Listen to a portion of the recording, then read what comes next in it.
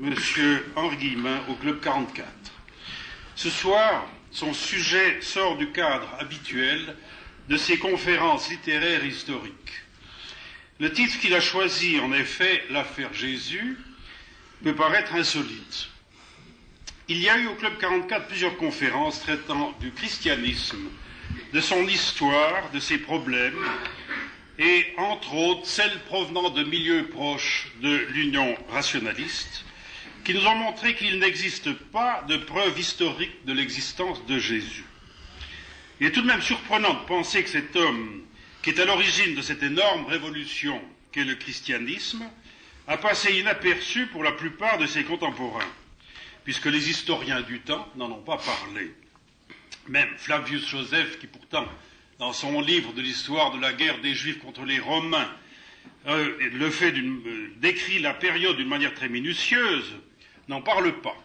Il parle bien, il mentionne un certain Jésus, grand sacrificateur, tué lors du siège de Jérusalem par les Idunéens, mais ce n'est pas le nôtre. D'autre part, on sait aujourd'hui que saint Paul et les évangélistes n'ont pas pu le connaître et n'en ont parlé que par ouï-dire. Faut-il y voir ce que le père Biondi, ici même, lundi passé, lors d'une conférence à propos de Teilhard de Chardin, appelait une manifestation de l'humour de Dieu? N'étant ni historien ni théologien, je me garderai de conclure. Sinon de dire que les preuves historiques de l'existence de Jésus ne sont pas essentielles en regard de tous les témoignages non historiques qui nous sont parvenus. Nous attendons donc avec beaucoup d'intérêt et impatience ce que va nous dire cet historien et chrétien convaincu qu'est M. Henri Guillemin, à qui j'ai l'honneur de donner la parole. Merci bien.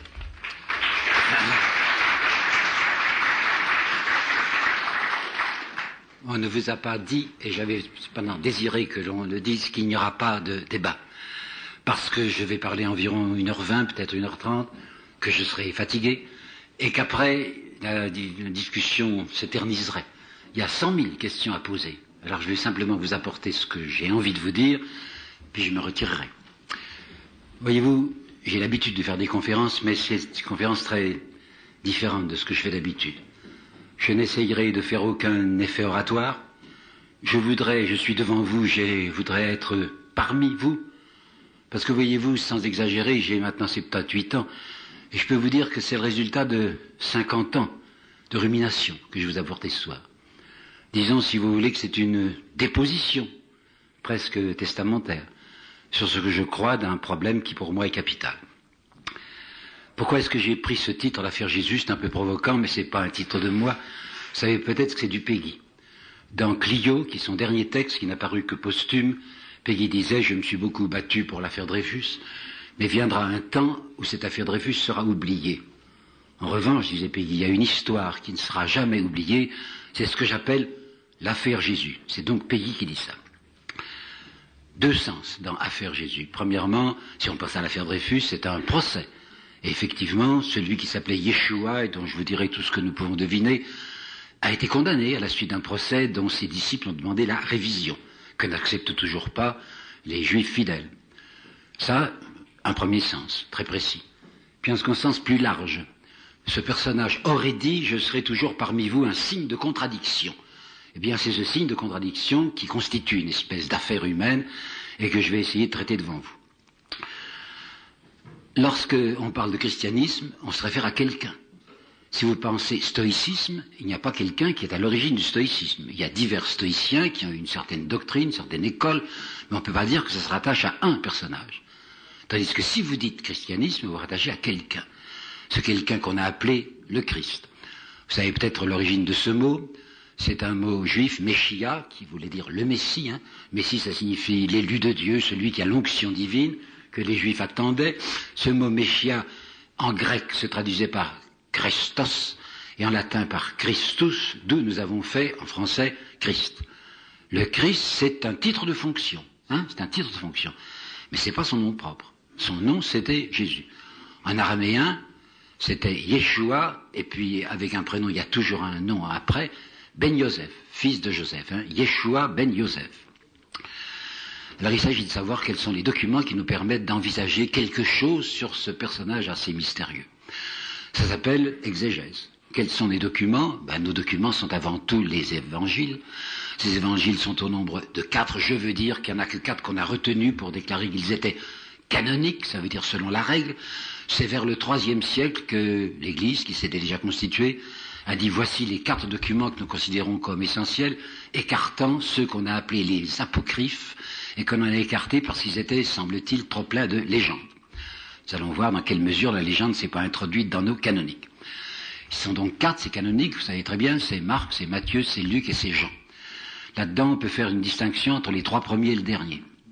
Les 3 premiers, c'est-à-dire Marc, Matthieu et Luc, on les appelle les synoptiques, qui signifie qu'on peut embrasser du même regard, ou qui ont à peu près la même perspective sur ce qu'ils racontent, avec des divergences dont nous parlons tout à l'heure, mais enfin, ça fait une unité. Et puis, à part, et tout à fait à part, il y a l'évangile de Jean, qui est moins un récit qu'un commentaire. Date, les historiens s'accordent maintenant pour dire à peu près tous que les synoptiques ont été écrits entre 65, c'est-à-dire au moins 30 ans après la mort du personnage, entre 65 et 85, quant à l'évangile dit de Jean, qui n'est pas forcément de Jean, d'un milieu johannique si vous voulez, il serait des toutes dernières années du 1er siècle, c'est-à-dire entre 90 et 100. Il s'agit donc maintenant d'étudier la substance de ces documents. C'est ce qu'on appelle l'exégèse. Mais vous savez que l'exégèse catholique avait tenté de naître en 1678 avec un prêtre très fidèle qui s'appelait Richard Simon.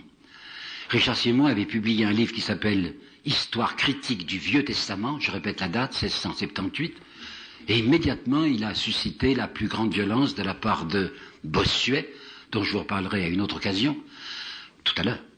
Et Bossuet s'est déchaîné en disant qu'il y avait là une espèce d'impiété et qu'il fallait interdire ce Richard Simon. Si bien que cette exégèse catholique qui avait tenté de naître à ce moment-là a été immédiatement stoppée. En revanche, il y a une exégèse non chrétienne, une exégèse protestante, qui au XIXe siècle a fait de grands progrès, qui a découvert pas mal de choses. L'exégèse catholique n'a recommencé à vivre tout petitement, vous savez, qu'en 1890, pas avant, depuis 1678 jusqu'à 1890, rien. Et en 1890, c'est le pape Léon XIII qui passait pour un esprit plus ouvert, qui avait permis l'existence de l'école, la création de l'école biblique Jérusalem. L'école biblique, c'était des dominicains, elle continue à travailler, et même fort bien aujourd'hui, mais elle a eu bien des ennuis. L'école biblique Jérusalem avait à sa tête Monseigneur, je crois qu'on dit c'est Monseigneur, Lagrange, et Monseigneur Lagrange, au bout de quelques années, s'est vu interdire de continuer ses recherches sur l'Ancien Testament, et on l'a obligé à ne s'en tenir qu'au Nouveau Testament. Puis est arrivé 1907, la crise du modernisme, et vous savez qu'avec le modernisme et le pape Pie X, il a été imposé, je dis bien imposé aux catholiques, de considérer que tous les textes bibliques, qu'ils soient bibliques ou évangéliques, ce sont des textes directement inspirés par Dieu jusqu'à la dernière virgule et qu'on n'a pas le droit d'y apporter la moindre retouche. C'est vous dire à quel point l'exégèse catholique a été lente à démarrer et aujourd'hui, je le répète à propos de l'école biblique Jérusalem, elle a fait tout de même de très sérieux progrès. Et là, je voudrais, si vous me permettez, une citation de Jean-Jacques Rousseau, à laquelle j'attache beaucoup de prix, où Jean-Jacques, dans la profession de foi du vicaire savoyard, dit « En me disant « croyez tout », on m'empêchait de rien croire ».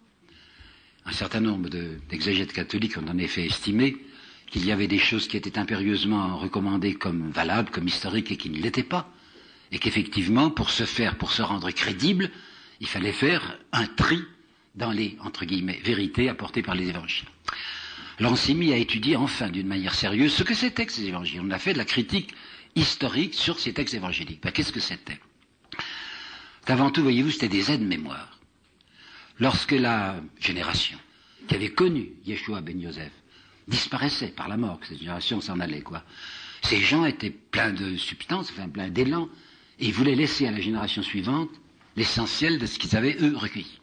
Par conséquent, ils se sont mis à rédiger des textes à l'intention de ceux qui n'avaient pas connu directement le Christ comme eux l'avaient fait. C'est ce qu'on appelle la première tradition. Et nos évangiles canoniques, tels que nous connaissons aujourd'hui, ont ce que l'école biblique Jérusalem appelle, d'une manière que je trouve très juste, une considérable préhistoire. Avant d'exister sous la forme que nous connaissons, il y avait eu précédemment beaucoup d'autres textes. Et Luc, dans la première phrase de son évangile, il fait allusion. Polloi, dit-il en grec, vous savez, qui veut dire beaucoup. Beaucoup se sont efforcés avant moi de vous raconter des choses sur le Christ. J'ai à mon tour essayé de. Polloi. Et la preuve qu'il y a des textes qui sont aujourd'hui disparus et qui étaient des recueils soit de faits, soit de phrases, soit de paroles prononcées par le Christ, antérieures à nos canoniques, la preuve se trouve dans plusieurs pères, en particulier paraît-il Eusèbe, qui font des citations du Christ, lesquelles citations sont absentes de nos évangiles canoniques. Donc, au IIe ou au IIIe siècle, les pères de l'Église avaient encore sous les yeux des textes aujourd'hui disparus qui étaient vraisemblablement des recueils de logia. Logia, ça veut dire parole, veut dire phrase. Et vous savez, peut-être qu'en 1945, on a retrouvé dans les sables de Nag Hammadi, qui est en Haute-Égypte, un texte qui semble bien faire partie de ces premiers recueils. On a appelé ça l'évangile de Thomas, ça s'appelait comme ça dans le texte même, c'est écrit en copte. Cet évangile de Thomas comprend 119 phrases, 119 logias du Christ, dont certaines se retrouvent dans les évangiles canoniques et dont d'autres sont nouvelles. Alors vous retenez bien ceci, avant nos évangiles canoniques, il y a déjà une longue préhistoire et des textes précédents. Et les évangiles canoniques eux-mêmes, qu'est-ce que c'est? Je viens de vous le dire, c'est des aides-mémoires qui sans doute ont été précédés eux-mêmes de textes rédigés, l'un peut-être par Marc, on appelle ça en allemand Ur Marcus, enfin le Marc antérieur, de même que Matthieu, semble-t-il, il y a eu auparavant un Matthieu araméen, car notre Matthieu aujourd'hui est en grec, mais il y a eu auparavant un Matthieu en araméen. Toujours est-il qu'avant nos textes canoniques, il est vraisemblable qu'il y avait des versions antérieures. Ce qu'il faut bien comprendre, dont il faut se rendre compte tout de suite, lorsqu'on a sous les yeux ces textes, c'est que ce sont des textes situés et datés. Situés, ils ont été écrits en Palestine ou peut-être dans la région d'Éphèse pour celui de Jean. Et datés, je veux dire qu'ils sont d'un âge mythologique, je dis bien un âge mythologique, où la terre a été considérée comme plate, où les étoiles étaient des luminaires décoratifs, pas plus, et où les histoires de songes prémonitoires, ou de voix célestes, ou d'interventions d'anges étaient monnaie courante. Nous sommes donc en présence de textes rédigés par des gens qui croyaient à des choses qui sont aujourd'hui pour nous incroyables. Et une transmission orale s'accompagne forcément de grossissements et de merveilleux. Il y a un livre extrêmement catholique, vous savez, qui ne sera pas condamné, qui est paru l'année dernière à Paris, d'un nommé Charles Perrault, qui est professeur d'exégèse à l'Institut catholique de Paris.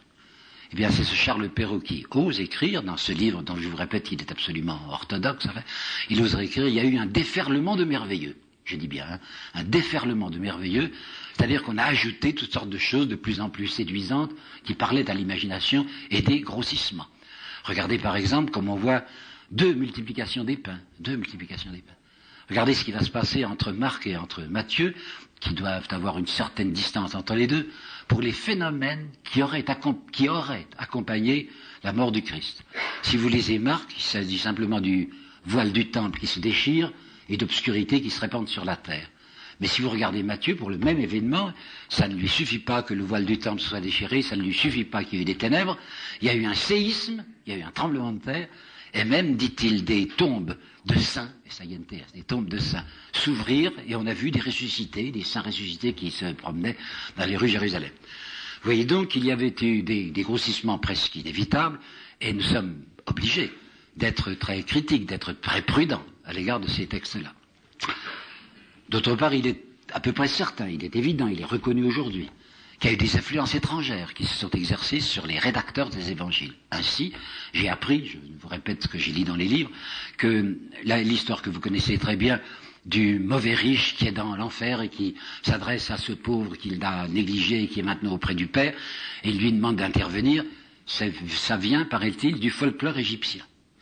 L'histoire du statère, la pièce d'argent, vous savez, qui se trouve dans la bouche du poisson, que vous trouvez dans l'Évangile, est une légende qui courait l'Orient, qui courait le Proche-Orient à ce moment-là. Il y a eu des emprunts qui ont été faits par les chrétiens eux-mêmes aux religions voisines. Vous savez bien qu'au IVe siècle, on a choisi une certaine date pour la naissance du Christ dont on ignorait la date, et qu'on a emprunté ça à la religion de Mithra. Mithra avait le 25 décembre, c'est-à-dire le solstice d'hiver, une grande fête qui était une fête solaire. Et bien les chrétiens qui désiraient faire des adeptes parmi les mithraïstes ont dit pourquoi pas. Alors on a décidé que Noël, c'est-à-dire que la naissance du Christ, serait le 25 décembre, c'est-à-dire une fête mitraïque. D'autre part, si vous regardez aussi le contenu de nos évangiles, vous vous apercevez qu'ils sont assez différents selon l'optique qu'a choisi celui qui le rédige et selon le milieu auquel il s'adresse. Regardez Matthieu, par exemple. Si vous regardez bien le texte de Matthieu, vous vous apercevez que c'est un homme qui travaille dans un milieu hébraïque. La grande préoccupation de Matthieu, c'est d'expliquer à ceux qui l'écoutent, c'est-à-dire des Hébreux, enfin des Juifs, que Jésus est véritablement le Messie. Alors il va s'acharner, je dis bien s'acharner, à montrer dans Jésus un nouveau Moïse. C'est uniquement chez Matthieu, attention, c'est uniquement chez Matthieu que vous entendez parler de ce fameux massacre des innocents dont on n'a jamais trouvé aucune preuve historique. Mais pourquoi? Parce que de même que Moïse avait échappé à un massacre organisé par le Pharaon et avait été sauvé dans ce berceau flottant que vous savez, de même Jésus a été sauvé du massacre organisé par Hérode dont il n'a jamais été question ailleurs. Moïse était venu d'Égypte. Alors il est très important de prétendre que les parents de Jésus l'avaient transporté en Égypte et qu'il est revenu d'Égypte, et c'est à ce moment-là qu'il a pu commencer sa prédication. Matthieu est tellement préoccupé d'affirmer qu'il y a des textes dans l'Écriture sainte, dans l'Ancien Testament, qui annoncent la venue de Jésus, qu'il va très fort là-dessus et qu'il répète constamment, comme ça avait été annoncé dans les évangiles. Or, je vais vous citer là une phrase de l'école biblique de Jérusalem, qui est quelquefois audacieuse, qui dit qu'il faut saluer les efforts méritoires de Matthieu pour trouver dans les anciens textes, enfin dans l'Ancien Testament, des annonces précises de la venue du Christ. Et en particulier, vous savez bien que la meilleure annonce, paraît-il, c'est ce que Matthieu répète et d'autres, c'est le signe de Jonas. Alors le signe de Jonas, ça voudrait dire que de même que Jonas était resté 3 jours dans le ventre du monstre marin, de même le Christ serait resté 3 jours dans le sein de la terre quand il a été tué, qu'il est ressorti après, ce qui n'est guère vraisemblable, c'est une guerre comptable, enfin, parce que si, effectivement, Jésus a été tué un vendredi et si le dimanche matin il était ressuscité, ça ne fait pas 3 jours dans le sein de la terre. Par conséquent, se référer au signe de Jonas comme à une allusion très précise annonçant la venue du Christ et sa mort, et ces 3 jours d'ensevelissement, c'est un peu difficile. C'est ce monsieur Charles Perrault que je viens de nommer, et dont je vous répète, c'est un professeur d'exégèse de l'Institut catholique de Paris, qui ose parler de l'histoire de Jonas en l'appelant ce conte humoristique que vous trouvez dans la Bible, un conte humoristique. Continuons à l'examen. Je vais très rapidement, mais c'est indispensable. L'examen du contenu de nos évangiles. Il est tout à fait certain qu'il y a des contradictions, des incohérences. Il y a une contradiction que j'ai relevée dans un texte qui est apparu il y a quelques mois et qui m'a valu un courrier très sévère. Je vais vous en faire juge. Je disais, d'après Luc, vous vous rappelez, Luc, à l'Annonciation, c'est bien à Nazareth que vivaient les parents de Jésus, celle de Marie, enfin, qui l'a engendré. Mais si vous lisez Matthieu, vous apercevez que c'est tout à fait différent.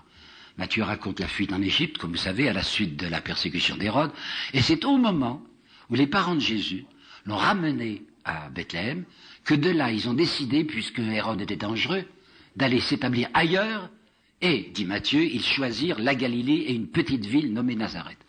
Par conséquent, selon Matthieu, c'est uniquement au bout d'un certain nombre de mois ou d'années, et après la persécution d'Hérode, que les parents de Jésus sont établis à Nazareth. L'un le fait immédiatement après la naissance par hasard à Bethléem à cause de le fameux recensement dont on n'a trouvé aucune preuve, et l'autre ne le fait aller à Nazareth que au bout d'un certain nombre de mois. Voilà pour les contradictions, et il y en a bien d'autres. Tenez par exemple le nombre des apparitions. C'est impossible de superposer ce que nous disent les évangiles sur les endroits et les personnes à qui Jésus ressuscité serait apparu. Beaucoup d'autres, je passe sur cette énumération qui serait fastidieuse, mais je vais vous parler maintenant d'une incohérence qui est très grave. C'est dans Matthieu, que vous allez trouver 2 phrases entre lesquelles il faut absolument choisir. Matthieu dit, le Christ a dit, qui n'est pas avec moi, qui n'est pas contre moi, est avec moi. Vous avez compris, hein? Qui n'est pas contre moi est avec moi. Puis vous lisez un peu plus loin, Jésus a dit, qui n'est pas avec moi est contre moi. Ah, il faut choisir. Hein? Il n'y a pas moyen qu'il dédie les 2 choses. Donc il y a là une contradiction interne, il y a une incohérence qui fait que nous sommes obligés d'être très incertains sur ce qu'il a dit réellement. J'ai volontairement insisté sur toutes les difficultés qui constituent la substance des évangiles. Et je dois vous dire qu'elles sont nombreuses, ces difficultés. Mais je dois vous dire aussi que Jean-Jacques Rousseau, c'est la 2e citation que je vais apporter de lui, a une autre phrase qui me frappe beaucoup, dans la profession de foi des vicaires savoyards. Les faits, les faits de Socrate, dont personne ne doute, sont moins attestés que les faits de Jésus-Christ. Voilà ce que ose écrire cet homme, Jean-Jacques Rousseau. Le fait est que s'il y a beaucoup de divergences dans des évangiles, les convergences sont infiniment plus nombreuses, et on arrive finalement à apercevoir quelque chose qui serait la substance. Et bien c'est ça que nous allons essayer de regarder maintenant de plus près, la substance. La première question qui se pose est celle, nous y faisons allusion tout à l'heure, de l'historicité de ce personnage. Je crois qu'il n'y a plus moyen aujourd'hui de mettre en cause cette historicité. Quand est-ce qu'elle a été contestée? Eh bien pas avant le XVIIIe siècle. Hein. Et il n'y a pas tellement longtemps, quand je préparais, il y a tout de même une vingtaine d'années, hein, quand je préparais mes recherches sur Napoléon qui m'ont valu tant de colère, j'avais trouvé dans un texte du général Bertrand, qui accompagnait Napoléon à l'île d'Elbe, une phrase où Bertrand disait, Bertrand notait jour par jour tout ce que lui disait l'empereur. Hein. Et l'empereur lui aurait dit un jour de 1821, et c'est le 5 mai 21 que Napoléon va mourir, il a fait allusion, Napoléon, cette allusion à Jésus-Christ, en disant, chacun sait qu'il n'a pas existé. Donc Napoléon, en 1821, répétait des choses qu'il avait entendues, qu'il avait lues au cours du XVIIIe siècle ou au début du XXe. Au XIXe, c'est en Angleterre et en Allemagne qu'il y a eu les attaques les plus véhémentes sur l'historicité du Christ. Quant à la France, c'est deux dates très précises que je vais vous expliquer. La première, c'est 1924. J'étais normalien et je me rappelle encore l'émotion qui nous a tous saisis lorsque nous avons lu le livre de Paul Louis, je crois, ou Jean-Louis, Paul Louis, Couchou, qui s'appelait, c'était un titre pascalien, Le mystère de Jésus. Couchou n'était pas un ennemi du christianisme, il disait même qu'il y avait là des choses très importantes, mais que, selon lui, aucun personnage réel n'avait vécu sous le nom de Jésus-Christ, et que c'était vraisemblablement ce qu'on appellerait en style de cinéma une surimpression de rabbis. Les rabbis, vous savez ce que c'est, ce sont des prêcheurs, enfin ce sont des missionnaires si vous voulez.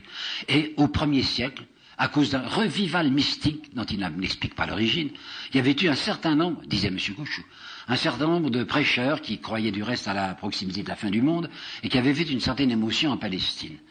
Et avec le passage des années, on a constitué un seul visage composé de plusieurs visages et on a créé ce personnage fictif de Jésus-Christ qui représentait un certain nombre d'autres. Pourquoi aller compliquer la chose? Pourquoi imaginer un certain nombre de rabbis au lieu d'un en particulier?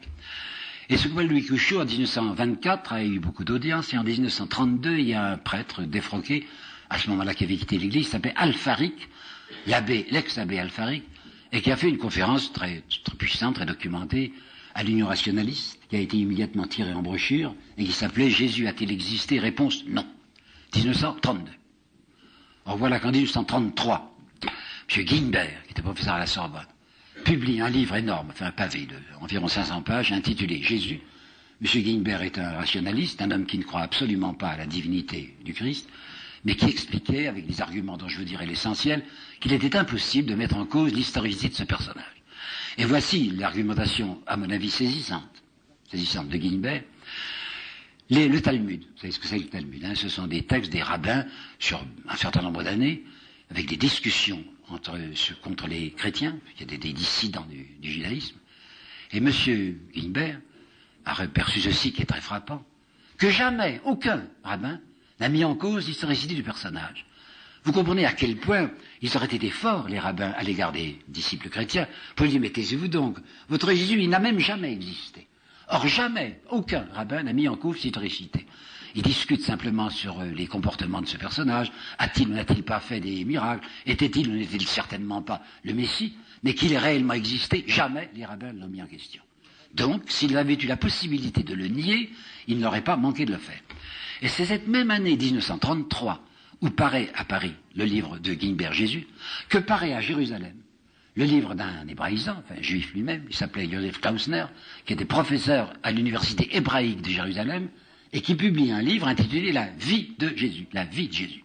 Donc ce Klausner, qui n'était pas un rabbin, mais qui était un juif pratiquant, un juif très sérieux, fait un livre où l'historicité du Christ n'est pas en cause. Il y a 3 ans, je crois, il me semble bien me rappeler que c'était en 79, le vendredi saint, à Antenne 2, en France, il y avait eu une discussion religieuse. Et là, j'avais eu la peine de voir un de mes élèves, mes anciens élèves de l'université de Bordeaux, où j'ai enseigné de 38 à 42, s'appelait Gilbert Muri, qui est mort beaucoup trop jeune, qui était catholique lorsque je le connaissais, qui était devenu athée et maoïste, qui ce jour-là, le vendredi saint 79, a pris position tout seul contre l'historicité du Christ. C'est impossible aujourd'hui. Et figurez-vous que je viens de lire avec une certaine émotion le livre d'un ex-prêtre aussi, mais que j'aime beaucoup, qui s'appelle l'ex-abbé Jean Massin. Vous savez peut-être que Massin a été prêtre pendant 5 ans, puis il s'est déprétrisé, et il vient de faire un livre de souvenirs très beau qui s'appelle Le Gué de Jabbok. Il y a Jabbok, vous savez, l'endroit où Jacob a combattu avec l'ange. Pourquoi a-t-il choisi ce titre? Disons-le entre parenthèses, si vous voulez. Vous savez peut-être que c'est un infirme, ce malheureux Jean Massin, et qu'il a une jambe qui a été paralysée. Et dans l'histoire de la Bible, la bataille du quai de Jabbok, l'ange qui combat avec Jacob lui a démis la hanche. C'est bien que Jacob est devenu boiteux. Alors il dit, moi aussi j'ai combattu avec l'ange, mais quand je me suis aperçu de ce que représentait ce personnage, qui était la Providence, qui était Jésus, je me suis retourné contre lui. Donc nous avons maintenant devant nous un Jean Massin absolument incroyant et se proclamant athée. Ce même Jean Massin, dans ce livre dont je vous parle, qui est très beau, qui est écrit avec beaucoup de loyauté et de dignité, dit après pas mal d'hésitations et beaucoup de recherches, j'ai conclu qu'il était impossible de mettre en cause l'historicité du Christ. Bon, premier point. Il ne suffit pas de savoir qu'il a existé, il faudrait savoir qui il a été. Et là, évidemment, là, ça commence à être très difficile. Et je dois vous dire qu'il est, à mon avis, impossible d'écrire une vie de Jésus. De faire une biographie de Jésus, c'est impossible, parce qu'on n'a pas assez d'éléments. Je ne sais pas si vous connaissez une phrase très amusante de Proust sur la vie de Jésus de Renan, qui est de 1865, ou 63, peut-être 63. Proust dit, la vie de Jésus de Renan me fait penser à une belle Hélène du christianisme. Vous savez ce qu'il veut dire par là? Pour connaître l'histoire de Troie, de la ville de Troie, de la destruction de Troie, il faut mieux s'adresser à des historiens que s'adresser à Offenbach. Eh bien, c'est Offenbach qui fait penser à Renan. Hein. Alors lui, Proust dit, la vie de Jésus de Renan, c'est la belle Hélène du christianisme. Lucien Febvre, pour lequel j'ai une profonde estime, Lucien Febvre dit, Jésus est une ombre, à peine une ombre incertaine. À peine une ombre incertaine. À mon avis, non. Vous allez voir, je crois tout de même que l'on peut cerner un certain nombre de choses. Premier point, sa naissance, je vous ai dit Bethléem, c'est pas certain. Comme il fallait absolument que le Christ fût de la descendance de David selon les prédications, et comme Bethléem était la ville de David, on a, je le crains, inventé ce recensement dont il n'y a aucune preuve historique pour dire que les parents sont venus, parce que Joseph appartenait à la race, à la maison de David, sont venus se faire inscrire à Bethléem. Peu importe. Mais enfin, c'est incertain. On ne peut pas affirmer qu'il était né à Bethléem. La question que je vais poser maintenant est une question brûlante, mais je suis bien obligé de la traiter. A-t-il ou n'a-t-il eu pas des frères et des sœurs? Vous savez que dans l'Église catholique, il est interdit de dire qu'il a eu des frères et des sœurs parce que la Vierge devait rester toujours vierge, comme on dit. Et qu'après une naissance miraculeuse, il n'était pas question qu'elle mette au monde des enfants par le procédé usuel. Mais malheureusement, il est très difficile d'admettre qu'on nous a dit frère Adelphoï, avec l'idée de cousin. C'est ce qu'on nous affirme. Hein. L'exégèse catholique nous dit, lorsque vous lisez Adelphoï, qui peut se traduire par frère, vous pouvez vous dire, non, Adelphoï était un mot général qui permettait de désigner également des cousins. Un livre apparu à Paris chez Aubier il y a 2 ans, qui est Jésus, les frères et sœurs de Jésus, point d'interrogation, et qui là-dessus apporte un certain nombre de faits qui m'ont frappé, je ne dis pas troublé, mais frappé. Ce monsieur, qui s'appelle Jean-Gilles, peut-être un pseudonyme, fait remarquer que si Adelphaï au pluriel, Adelphoï au pluriel, peut signifier frère ou cousin, en revanche, dit ce hébraïsme, cet hellénisant qui semble calé, au féminin, Adelphaï, féminin, n'est jamais employé au sens de cousine, jamais. D'autre part, ce même monsieur fait une observation qui me frappe. Paul, Saint Paul, hein. Lorsque Saint Paul a parlé d'un cousin, c'est dans l'Épître aux Galates, Marc, cousin de Barnabé. Alors il emploie un mot, le mot grec pour désigner cousin, qui est, si je ne me trompe pas, anepsios. Mais quand le même Paul parle de Jacques, frère du Seigneur, alors il emploie le mot adelphos. Je vous prie de noter également, ça me paraît très très important, que Paul, dont les premiers textes sont d'environ 50 ou 52, peut-être plus tard, donc très antérieurs à nos évangiles. Hein. Je viens de vous dire que le premier évangile, qui est probablement celui de Marc, doit être de 65, précédé d'un Ur Marcus. Mais nous avons des textes antérieurs, puisque Paul écrit vers 52-54. Eh bien, Paul dit, Jésus, né d'une femme, en grec, gouné. Alors, vous savez très bien que, si elle avait voulu dire une vierge, il aurait mis Parthénos. Non, il dit gouné. Il n'y a pas seulement ça. Il dit, et par la chair, selon la chair, c'est son texte, hein, selon la chair, Jésus est de la maison de David. Or, qui était de la maison de David? C'était pas Marie, c'était Joseph.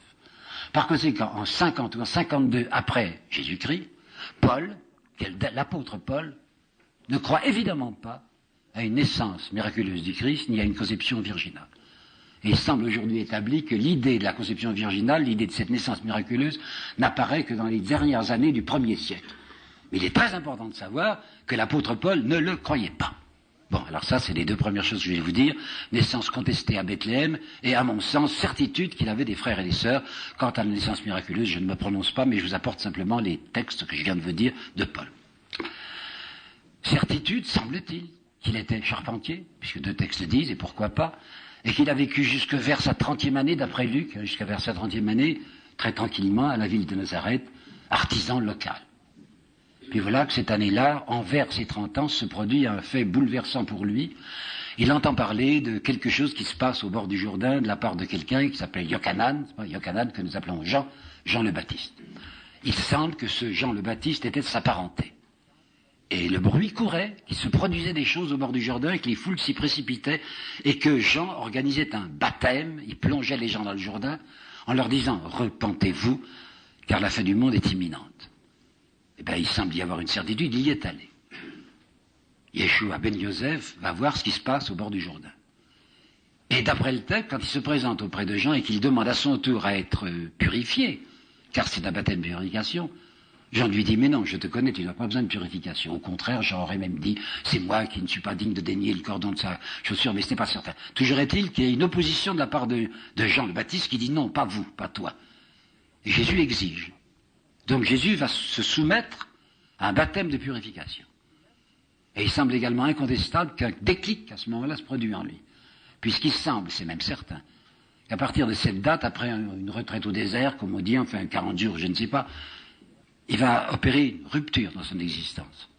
Jusqu'à présent, qu'est-ce qu'il était? Il a un artisan local, il avait peut-être des commandes, enfin, de charpentier. Et tout à coup, il décide de ne pas rentrer. Il ne va pas rentrer chez lui. Il va se transformer en un rabbi errant, en un missionnaire, enfin, qui va aller à droite et gauche en Palestine, disant ce qu'il estimait dans la vérité.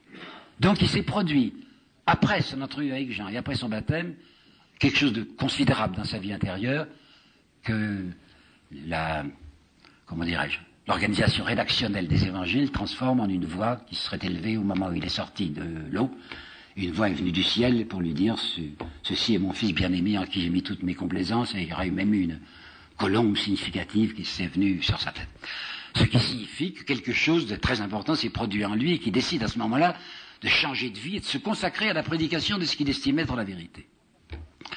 Où va-t-il aller? D'abord dans son pays, il va aller en Galilée. Il va aller à Nazareth. Et là, c'est très intéressant de se reporter à ce que nous dit Marc. Et laissez-moi faire une parenthèse sur l'intérêt extrême de ce document de Marc. Vous savez qui est Marc? Marc, semble-t-il, c'est quelqu'un qui savait bien le latin, qui a accompagné à Rome Pierre, qui ne savait pas le latin. Pierre savait l'hébreu et le grec, et il avait comme traducteur, interprète, si vous voulez, il avait ce Marc. Et Marc a écrit un évangile d'après les souvenirs que Pierre lui avait laissés. Eh bien, Marc a ceci de particulier que son évangile risque des détails non apologétiques. J'entends par là je vais vous en apporter deux détails qui ne servent pas à présenter le Christ comme le Messie. Des détails concrets qu'il avait observés. Et c'est lui qui dit, c'est Marc qui dit, et il est le seul à le dire, que lorsque Jésus est allé à Nazareth pour faire sa prédication dans sa ville, vous savez ce qui s'est passé, Les siens même, vous entendez, les siens, sa famille, ses frères, ses sœurs, ou ses cousins et cousines, estimaient qu'il avait perdu le sens, c'est le mot, qu'il était devenu fou, et qu'il fallait le bâillonner, qu'il fallait l'empêcher de parler. C'est Marc qui dit ça. C'est le même Marc qui nous dit, puisque je vous rapporte ici ce qu'il y avait de moins apologétique, c'est lui seul qui nous raconte que lorsque la guérison d'un premier aveugle, il en aurait guéri plusieurs, se produisit, une fois que Jésus lui eut craché, c'est le mot, il eut craché sur le globe oculaire, et qu'il lui a passé les mains sur ce globe oculaire, l'aveugle a dit, oui, mais je vois comme des arbres qui marchent. Alors Jésus s'y a repris, a recommencé, c'est la seconde opération et qu'il a réussi son miracle. Donc c'est Paul qui va aller assez loin pour nous dire qu'il n'avait pas été capable tout de suite de réaliser son miracle. Mais je ferme ma parenthèse, pour dire simplement, nous en sommes là, Jésus a décidé de rompre avec son organisation précédente, et le voilà qui est en Palestine. Ça ne marche pas du tout à Nazareth, au point qu'on veut le faire arrêter. Même Luc ira beaucoup plus loin, et je vous en parlerai tout à l'heure, parlant d'une tentative d'assassinat sur sa personne. D'autre part, vous savez ce qui était arrivé à Jean-Baptiste. Jean-Baptiste avait été mis à mort. était mis à mort par Hérode Antipas. Hérode Antipas, c'est le fils du fameux grand Hérode qui, lui, avait organisé, paraît-il, le massacre des innocents. Hérode Antipas, qui n'était pas un méchant homme, je crois, et qui n'avait pas du tout l'intention de tuer ce Jean-Baptiste, avait été obligé de le tuer pour les exigences de sa femme. Vous savez qu'il avait épousé sa belle-sœur, ce qui paraissait un scandale, et que Jean-Baptiste avait condamné ce mariage, et que c'est la belle-sœur qui a exigé, enfin la femme quoi, a exigé de Hérode qu'il tuât ce qui lui a coûté, je crois, qu'il tuât Jean-Baptiste. Alors comme on disait que ce Yeshua avait pris la suite de Jean-Baptiste, fait qu'il exprimait des choses que Jean-Baptiste avait déjà exprimées, mais qu'il les exprimait mieux, et dans une forme nouvelle, les disciples ont dit à Jésus, attention, restez en Galilée, dont Antipas était le tétrarque, vous allez risquer votre vie. Et à ce moment-là, pour sa sûreté personnelle, parce que selon lui, le moment n'était pas venu, il va quitter la Galilée pour se protéger. Est-ce qu'il est allé d'abord là et ensuite là, je n'en sais rien, mais il est allé dans deux endroits qui étaient très différents de la Galilée. Il y a des textes de lui, des textes parlant de ce qu'il a fait entre Tyr et Sidon, ça c'est la côte méditerranéenne, donc c'est à l'ouest. Et ce qu'il a fait aussi en Ithurée et en Décapole, c'est-à-dire au nord-est. Donc quittant la Galilée, il est allé, soit au début, soit ensuite, je n'en sais rien, il est allé certainement d'abord au bord de la Méditerranée, puis il est allé en Ithurée. Et enfin, le voilà qui va se décider à monter à Jérusalem, sachant, quand il monte à Jérusalem, qu'il risque sa vie. Et là se pose une question. Était-ce la première fois qu'il allait à Jérusalem?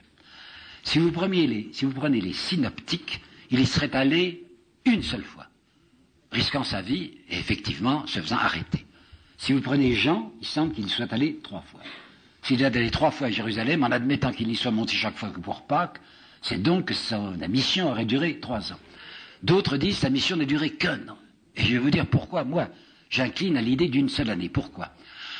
Vous n'ignorez pas qu'il y a eu un très grand combat, un grand débat entre Pierre et Paul, qui se sont très mal entendus, que Pierre, qui était un vieil hébraïque, tenait encore à la circoncision, tandis que Paul disait, on peut parfaitement admettre dans le christianisme des païens et sans leur imposer la circoncision. Alors il y avait toutes sortes de drames, enfin, ça allait même très mal, vous savez, entre Pierre et Paul. Et il y a un petit texte que j'ai lu, qui est c'est pas moi qui l'ai découvert, je n'ai rien découvert, vous savez, je vais voir vous apporter ce que j'ai trouvé dans les livres. Un texte de la communauté de Jérusalem, un texte anti-paulinien pour défendre Pierre. Pierre est un apôtre nouveau venu. Il ne faisait pas partie des 12.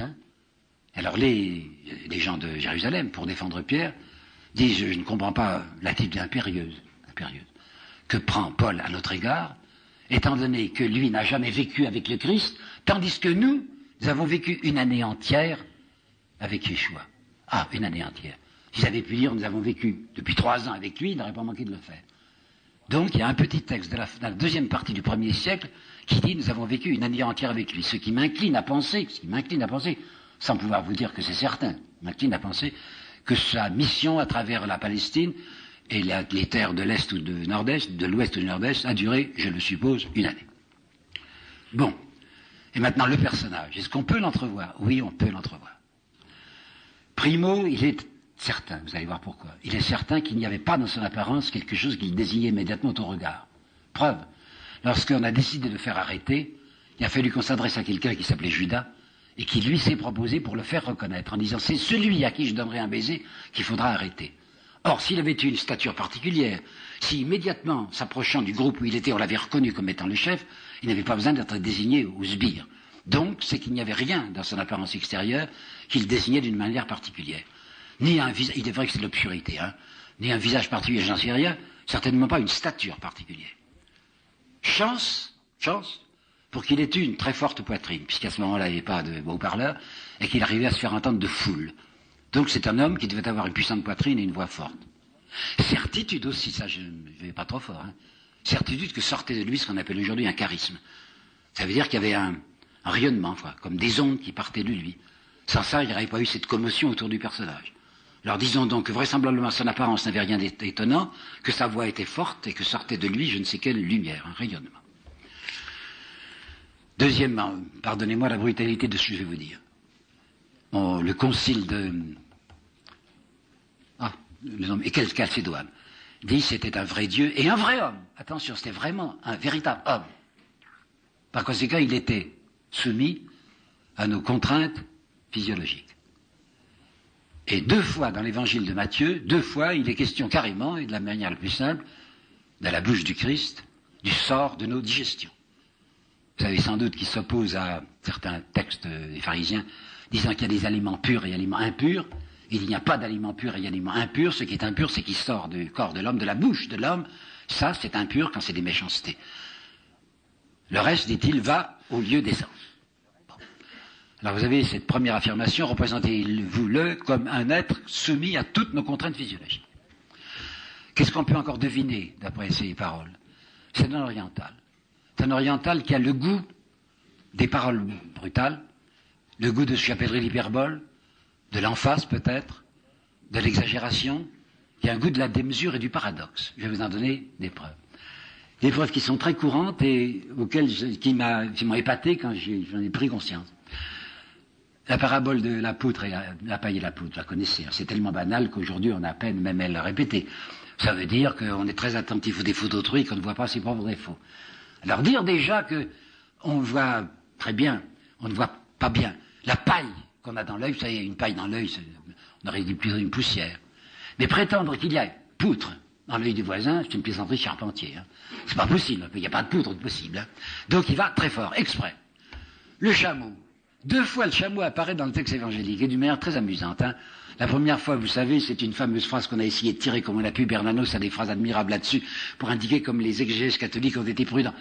Pour entrer dans le royaume des cieux, c'est très difficile pour un riche, aussi difficile qu'un chameau à passer par le chat d'une aiguille. Alors il y a des prédicateurs catholiques qui ont estimé que c'était très désagréable pour les riches, et ils ont dit mais non simplement qu'il y avait une porte de Jérusalem qui était très étroite, qu'on a le porte de l'aiguille, alors qu'on n'a jamais vu la trace de la porte de l'aiguille. Non, il a vraiment dit un chameau passé par le chat d'une aiguille, ce qui est évidemment impensable. Mais c'est pas la seule fois où il y a le chameau. Il arrive une deuxième fois. Il s'agit des pharisiens qui sont tellement attentifs à être scrupuleux pour des petites choses.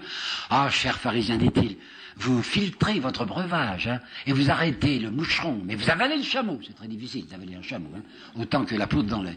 Parce que cela, vous voyez comme il va fort. À un moment, il va dire une phrase qui nous paraît aujourd'hui extrêmement banale, tellement on l'a employée. Il s'agit de renaître, hein, une renaissance. Mais prenez le texte. Quand il a dit ça pour la première fois, il y avait le fameux Nicodème qui était devant lui. Le Christ a dit, il faut que vous renaissiez. Nicodème lui dit, enfin, je vous en prie, à notre âge, il faut rentrer dans le ventre de notre mère. Alors il sourit à ce moment-là, le Christ, il sourit. Mais Nicodème est prêt au sérieux, parce qu'il avait dit probablement pour la première fois, il faut renaître. Et puis il y a un texte terrible qui est dans Jean, où il dit, si vous voulez vraiment vous pénétrer de ma doctrine, il faut pour ainsi dire que vous mangiez ma chair et que vous buviez mon sang. Prenez le texte de Jean, à ce moment-là, un grand nombre, c'est dans le texte. Un grand nombre de disciples ont dit, ah, cela est trop fort pour nous, et un grand nombre d'entre eux le quittèrent définitivement, comme si on leur avait donné un conseil de cannibalisme. Là, vous voyez à quel point ce Jésus désirait, exprès, être extraordinaire, enfin, dire des mots stupéfiants. Je crois le soupçonner, je dis ça avec un grand respect, du sens de l'humour. Et je le vois sourire, il me semble, lorsqu'il a dit à Pierre, viens avec moi, hein, jusqu'à présent tu prenais des poissons, tu vas prendre des hommes. Je le vois sourire aussi lorsque Pierre lui demande, mais Seigneur, combien de fois faut-il pardonner? 7 fois? Et Jésus en souriant lui dit, non, pas seulement 7 fois, mais 70 fois, 7 fois. Et bien quand tu lui dis ça, certainement il sourit. Je lui vois un goût que j'ai connu chez quelqu'un d'autre, qui était très chrétien aussi, un goût des surnoms. Vous savez que celui que nous appelons Pierre, hein, il s'appelait Shimon, hein, de son vrai nom grec, de son hébreu, Shimon. Et tout à coup, il va l'appeler Képhas, qui veut dire la pierre, hein, Képhas. Probablement à cause de la stature, je suppose, de Pierre, et parce qu'il lui attribuait une solidité morale qui ne se confirmera pas toujours. Enfin, il l'avait appelé Pierre. Jean et Jacques, prenez le texte, hein, il va les appeler Boanerges. Et heureusement, il nous apporte une traduction. Boanerges signifie les fils du tonnerre. Je suppose que ces 2 disciples étaient particulièrement agités et pétulants, les fils du tonnerre. Donc, un goût de l'humour, un goût du sourire chez lui. Une partialité. À plusieurs reprises, je sais bien que c'est dans le même évangile, qui est de Jean, l'histoire de Jésus avait un disciple préféré. Les 11 autres ne devaient pas être très contents. Ben, il l'a fait parce que c'était un homme et qu'il avait préféré un disciple parmi les autres. Violent. Ah oui, violent. Violent en parole et violent en acte. Violent en parole, par exemple, à l'égard des pharisiens, je vous en parlerai tout à l'heure, à l'exemple de 2 petites villes, Capharnaüm et je ne sais plus quoi, qui l'avaient mal reçu, il avait prononcé des paroles d'anathème très dures à l'égard de ces villes qui ne l'avaient pas accueilli.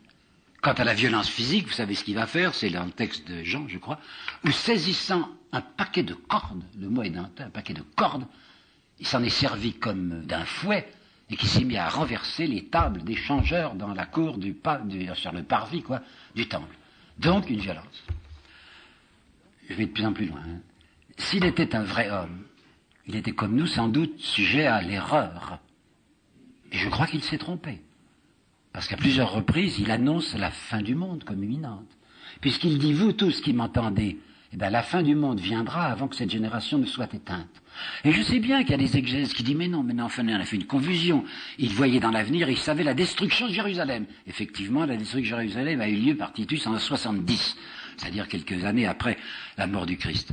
Mais si vous reprenez les textes, et si vous les superposez, ils sont absolument d'accord pour dire, alors les étoiles tomberont du ciel, alors le soleil s'obscurcira. Et ça dit donc bien, non pas de la destruction de Jérusalem, mais de la fin du monde. Ces étoiles qui étaient les luminaires dont je vous ai parlé vont tomber sur la terre.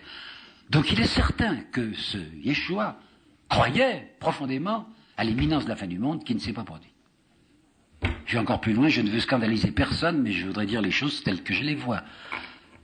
Il a fait usage, quand il l'a jugé nécessaire, comment dirais-je, pour être bien convenable, d'une inexactitude calculée. Je dis inexactitude calculée parce que je ne veux pas employer le mot de mensonge. Mais prenez le texte de Jean, c'est 7, 11, 12, je crois, ou 12, 21, je ne me rappelle plus. Ses frères, enfin, c'est Adelphi, quoi, ses cousins.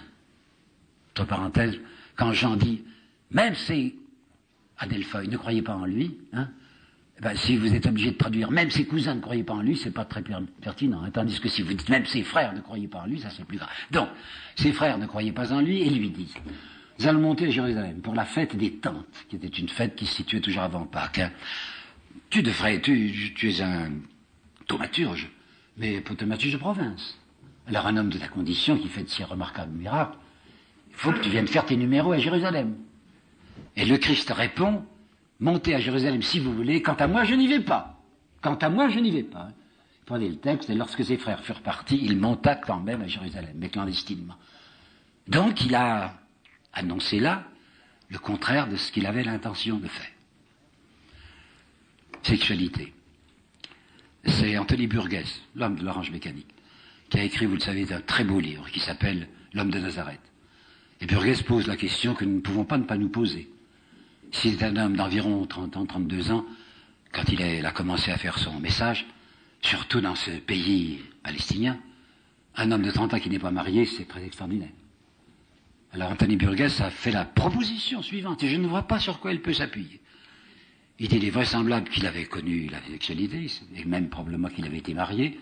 Alors il faut admettre ou bien que sa femme était morte, ou bien qu'elle était partie, ou bien qu'il n'avait jamais eu d'enfant. Je trouve que c'est la conjecture la moins fondée qui soit. Et pourquoi ne pas l'appliquer au texte que vous lisez, que vous connaissez bien, qu'on n'a jamais controuvé, le Christ de disant, il y a des eunuques qui le sont par la nature, il y en a d'autres qui sont par la main de l'homme, qu'on a rendu eunuques, puis il y a des eunuques volontaires.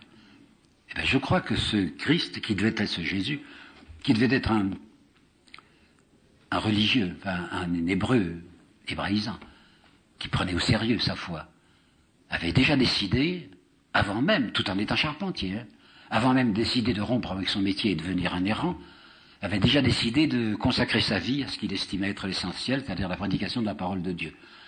Et que pour ça, il fallait garder intact toutes ses puissances, refouler ce qu'il pouvait avoir comme pulsion sexuelle, et se vouer entièrement à la prédication.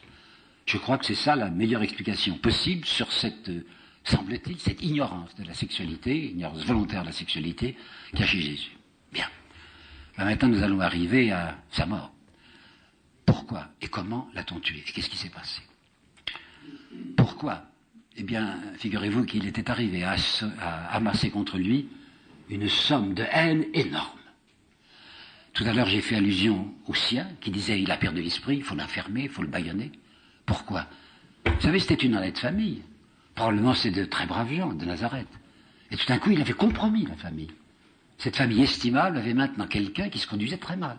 Quelqu'un qui était parti sur les chemins, qui s'était constitué marginal, qui allait de ville en ville, qui n'avait plus de domicile fixe, qui ne travaillait pas, qui vivait que d'aumônes. Eh bien, ces gens étaient indignés. On ne voulait plus entendre parler de cet individu. Mais il n'y avait pas ça seulement. Alors là, c'est plus Marc, c'est Luc. Luc dit que lorsqu'il est allé prêcher à Nazareth, Luc ne parle pas des siens, il dit rien, c'est Marc. Mais Luc parle des gens de Nazareth. Et ils étaient tellement indignés par ce que disait Jésus qu'ils voulurent le précipiter d'un escarpement.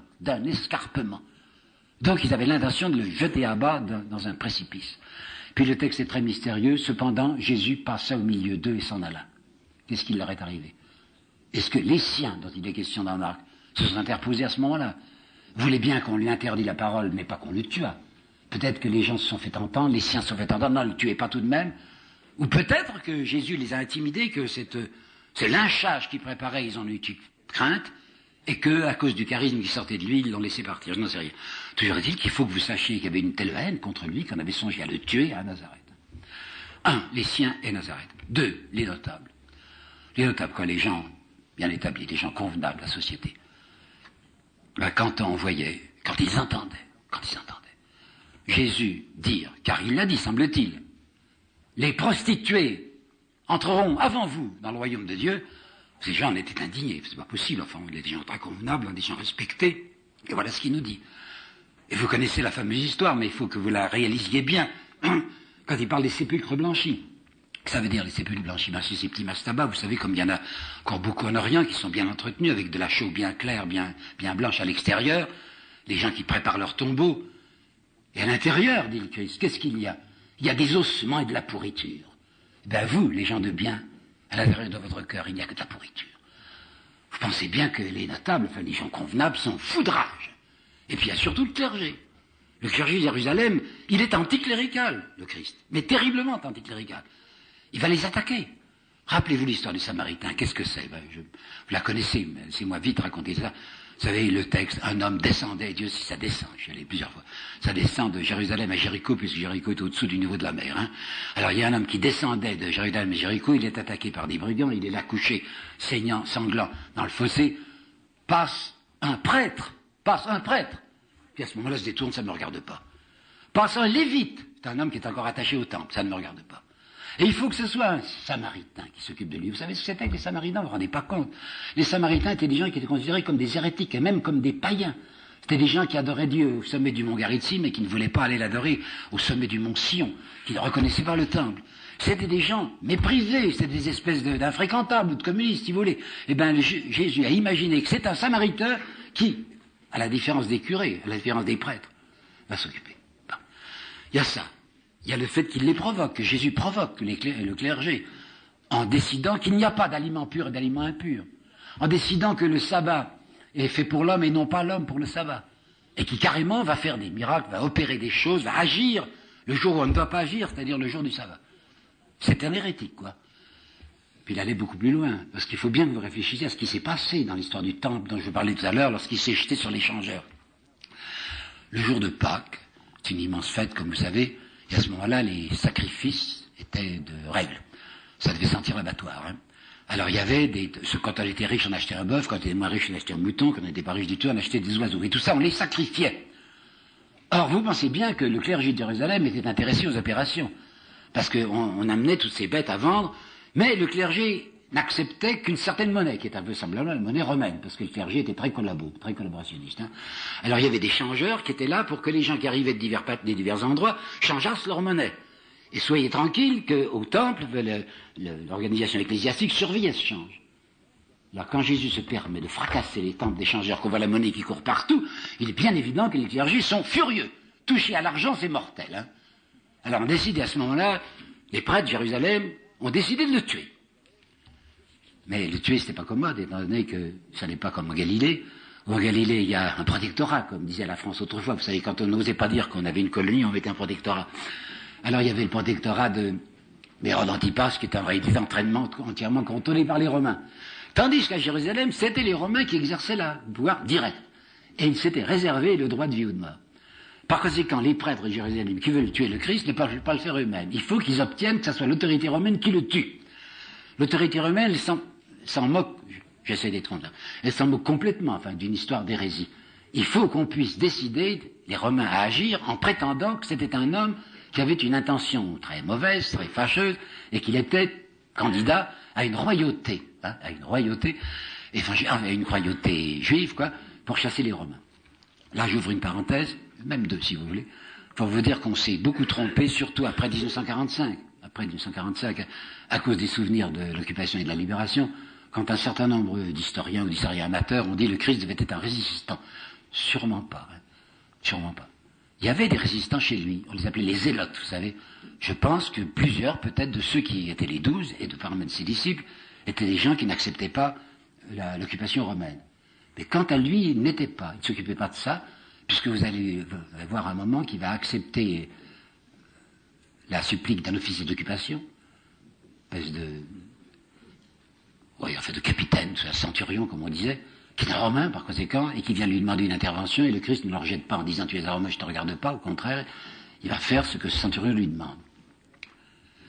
Cependant, alors là, c'est toujours dans la parenthèse que j'ai ouverte, hein, cependant, il va tout de même s'occuper d'une question politique, puisque quand on essaye de le coincer en lui disant « est-ce qu'il faut payer l'impôt à César ?», il se fait donner une pièce, hein, et il dit « de qui est cette effigie de César ? Eh bien, rendez à César ce qui est à César. » Mais à Dieu ce qui est à Dieu, ce qui signifie que dans la pensée du Christ, il y a une limitation du pouvoir de l'État. L'État n'a pas tout pouvoir. Donc s'il n'est pas résistant, il est en tout cas certainement antitotalitaire, c'est certain. Il s'agira de le faire passer pour un résistant néanmoins. Et puis la deuxième chose que je voulais vous dire dans ma petite parenthèse, ne croyez pas que ce fut un résistant au point que, il va interdire, ça c'est tous les évangiles sont d'accord, il va interdire à ses disciples de dire qu'il est le Messie. Pourquoi ? Parce que tout le monde à ce moment-là, dans la Palestine, attendait un Messie guerrier, un Messie qui tirerait l'épée, un Messie qui serait un chef de guerre. Et par conséquent, s'il laisse dire qu'il est le Messie, les gens vont se tromper, vont faire un contresens sur lui. Il a interdit à ses amis de dire « je suis le Messie ». Ferme la parenthèse. La deuxième erreur à ne pas commettre sur lui, et qu'on a commis à partir de 49, lorsqu'on a découvert les fameux papiers de la mer Morte, papiers de Qumran, et je me rappelle encore les premiers articles de Dupont-Sommer, on a cru que tout allait s'expliquer par les Esséniens. Ces papiers de Qumran semblent avoir révélé l'existence d'une communauté qui était probablement des intégristes, enfin des gens extrêmement fidèles à la loi et à toutes les règles de la Torah, et qui s'était constituée là, sur les bords de la mer Morte, comme vraisemblablement une communauté religieuse très séparée du reste du monde. Alors on a dit, après la découverte de ces papiers, mais il n'y a rien d'extraordinaire, le Christ devait être un Essénien. La question se pose encore aujourd'hui de savoir si les gens de Qumran étaient ou n'étaient pas des Esséniens.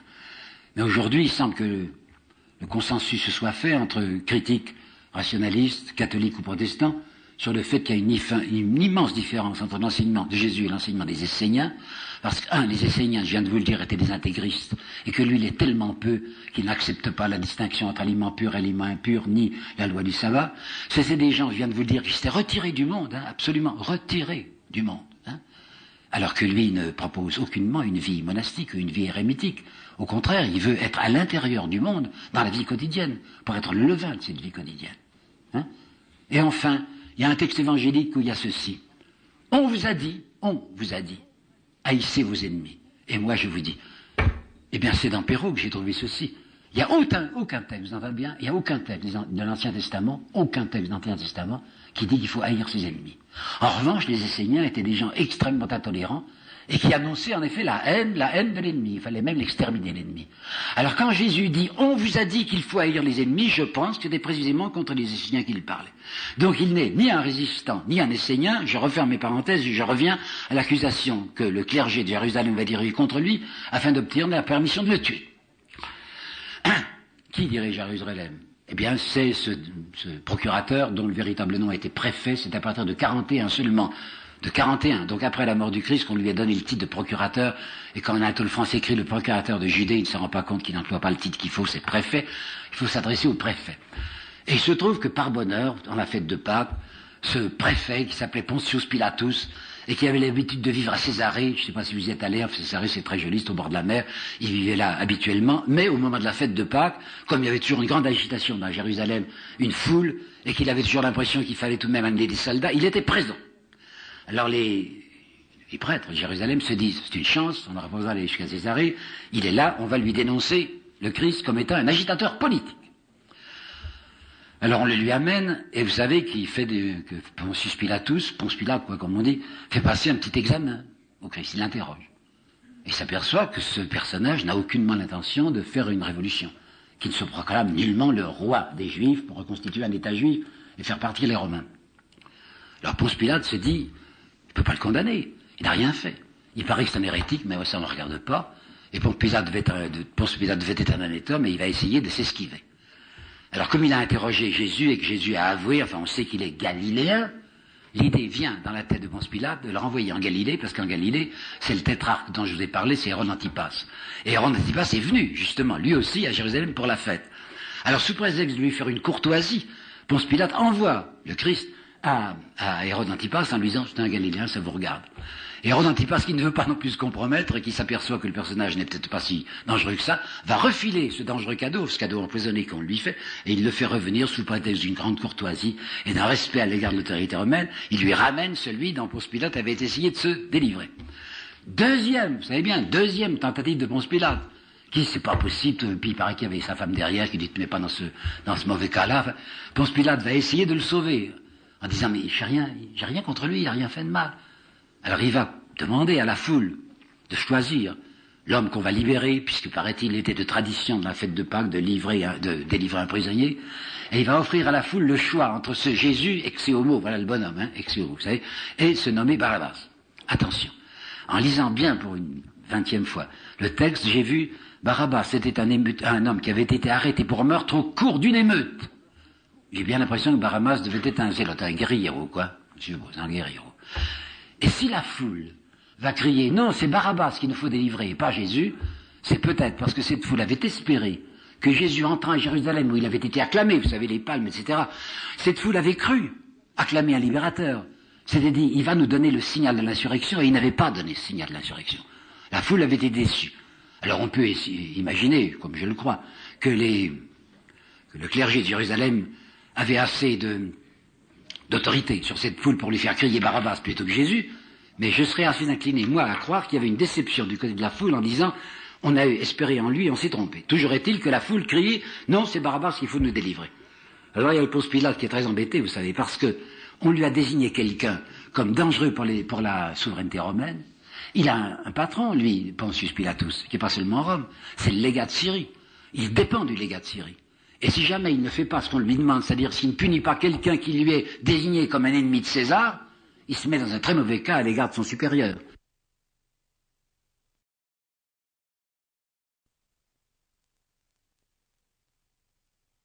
En 1895, vous vous rendez compte, c'est 1838. Et cet admirable bonhomme, qui était un esprit hyper critique, me conduisait dans tous les endroits où il fallait aller en me disant chaque fois et surtout n'y croyez pas. Par exemple, lorsqu'il m'avait conduit dans l'église du Saint-Sépulcre et qu'il avait montré le trou de la croix, il me disait lui-même, mais vous savez que quand Hélène, l'impératrice Hélène, a fait construire la basilique du Saint-Sépulcre, on a rasé, on a détruit cette petite colline qu'on appelait le Golgotha, qui devait être, m'a-t-il dit, un dépôt d'ordures simplement, et qu'on l'a abaissé d'environ 2 mètres. Puis on a creusé très rapidement, avec un maillet quelconque, un trou dans la pierre pour dire que c'était là qu'on avait planté la croix. Or, il y a 20 cm de profondeur, et dans le rocher comme ça, la croix n'aurait pas tenu. Puis vous savez peut-être aussi, si vous êtes allé, que ce tombeau du Christ de Jérusalem, il est, si je puis dire, marrant, puisque c'est un très beau tombeau de marbre dont on a eu soin de briser la couverture, le couvercle, hein, comme si Jésus, en sortant de son tombeau, avait brisé ce couvercle, alors que c'était réglé dans une caverne, vous savez, dans une grotte, et que c'était une pierre qui masquait l'entrée. Bon, eh bien, le père Vincent m'a dit, d'abord il m'a dit ceci, j'aurais dû vous le dire tout à l'heure, la Via Dolorosa, on conduit aujourd'hui des pèlerins, qui sont tous émus, comme je l'avais été moi-même, en disant c'est le chemin même que le Christ a suivi pour aller du prétoire à la colline du Golgotha. Et les pèlerins d'aujourd'hui sont évidemment émus en se disant tiens, nous marchons sur le sol où a marché le condamné divin. Et là, c'est encore une parenthèse, mais je n'ai pas perdu le fil de mon histoire. Hein.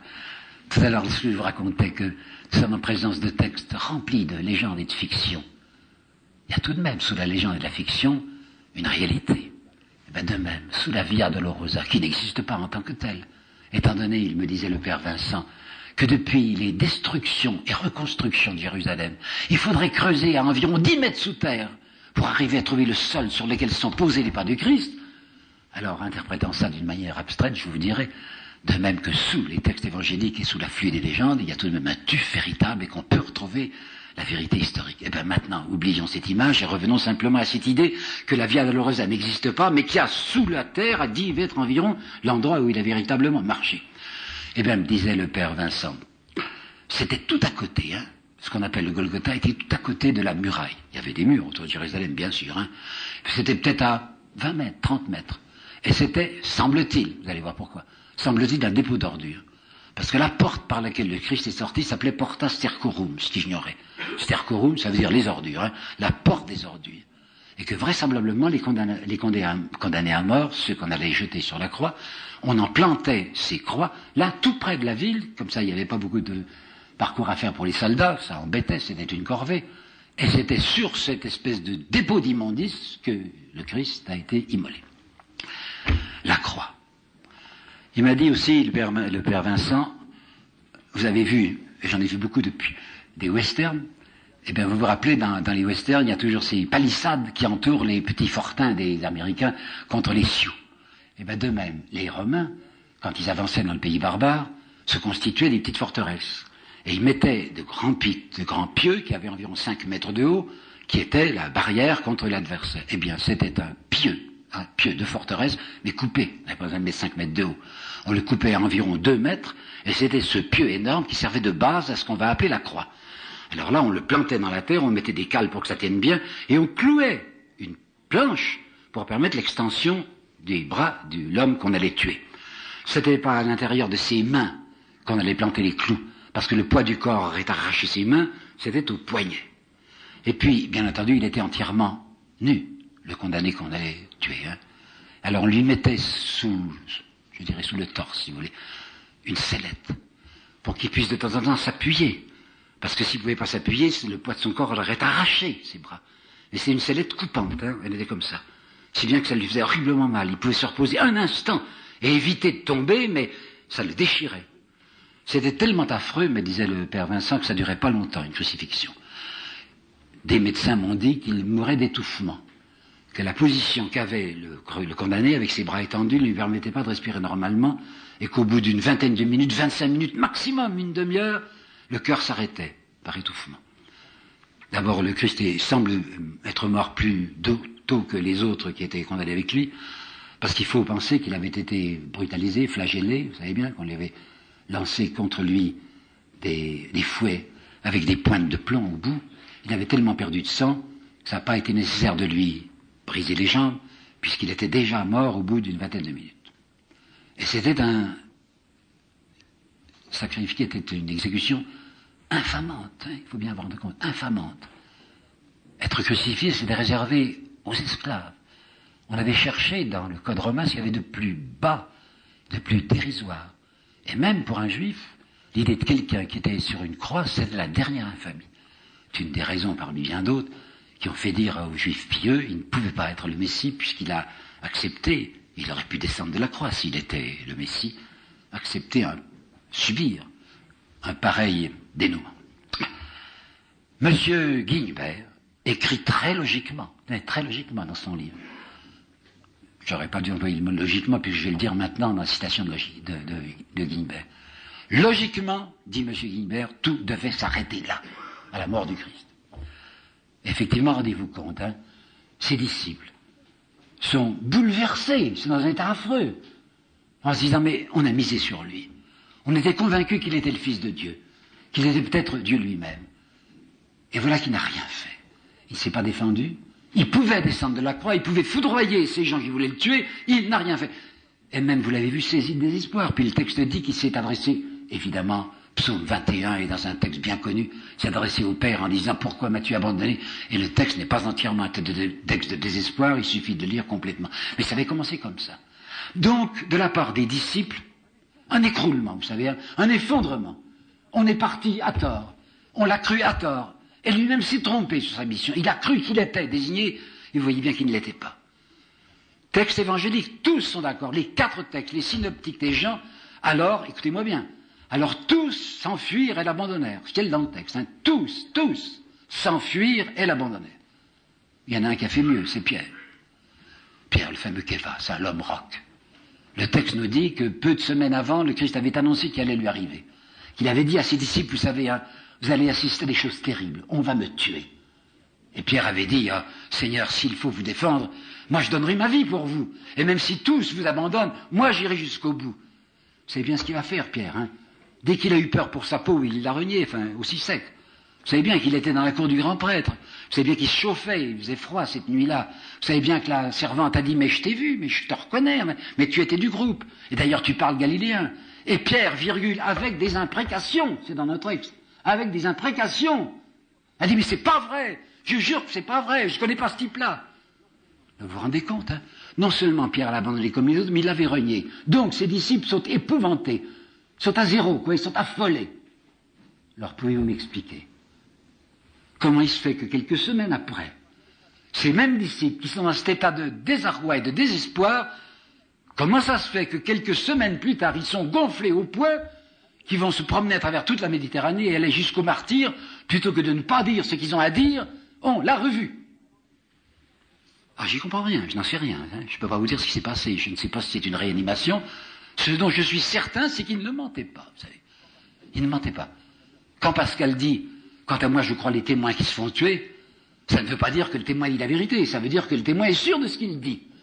Et quand dans les Actes des Apôtres, vous lisez que Pierre, qui était chez un centurion, il fréquentait aussi les occupants, hein, Pierre, il était chez le centurion qui s'appelait Cornelius, qui dirigeait la cohorte Italia à Césarée. Pierre dit carrément à ce centurion qui doit être stupéfait, mais vous savez, monsieur, nous avons bu et mangé avec lui après sa mort.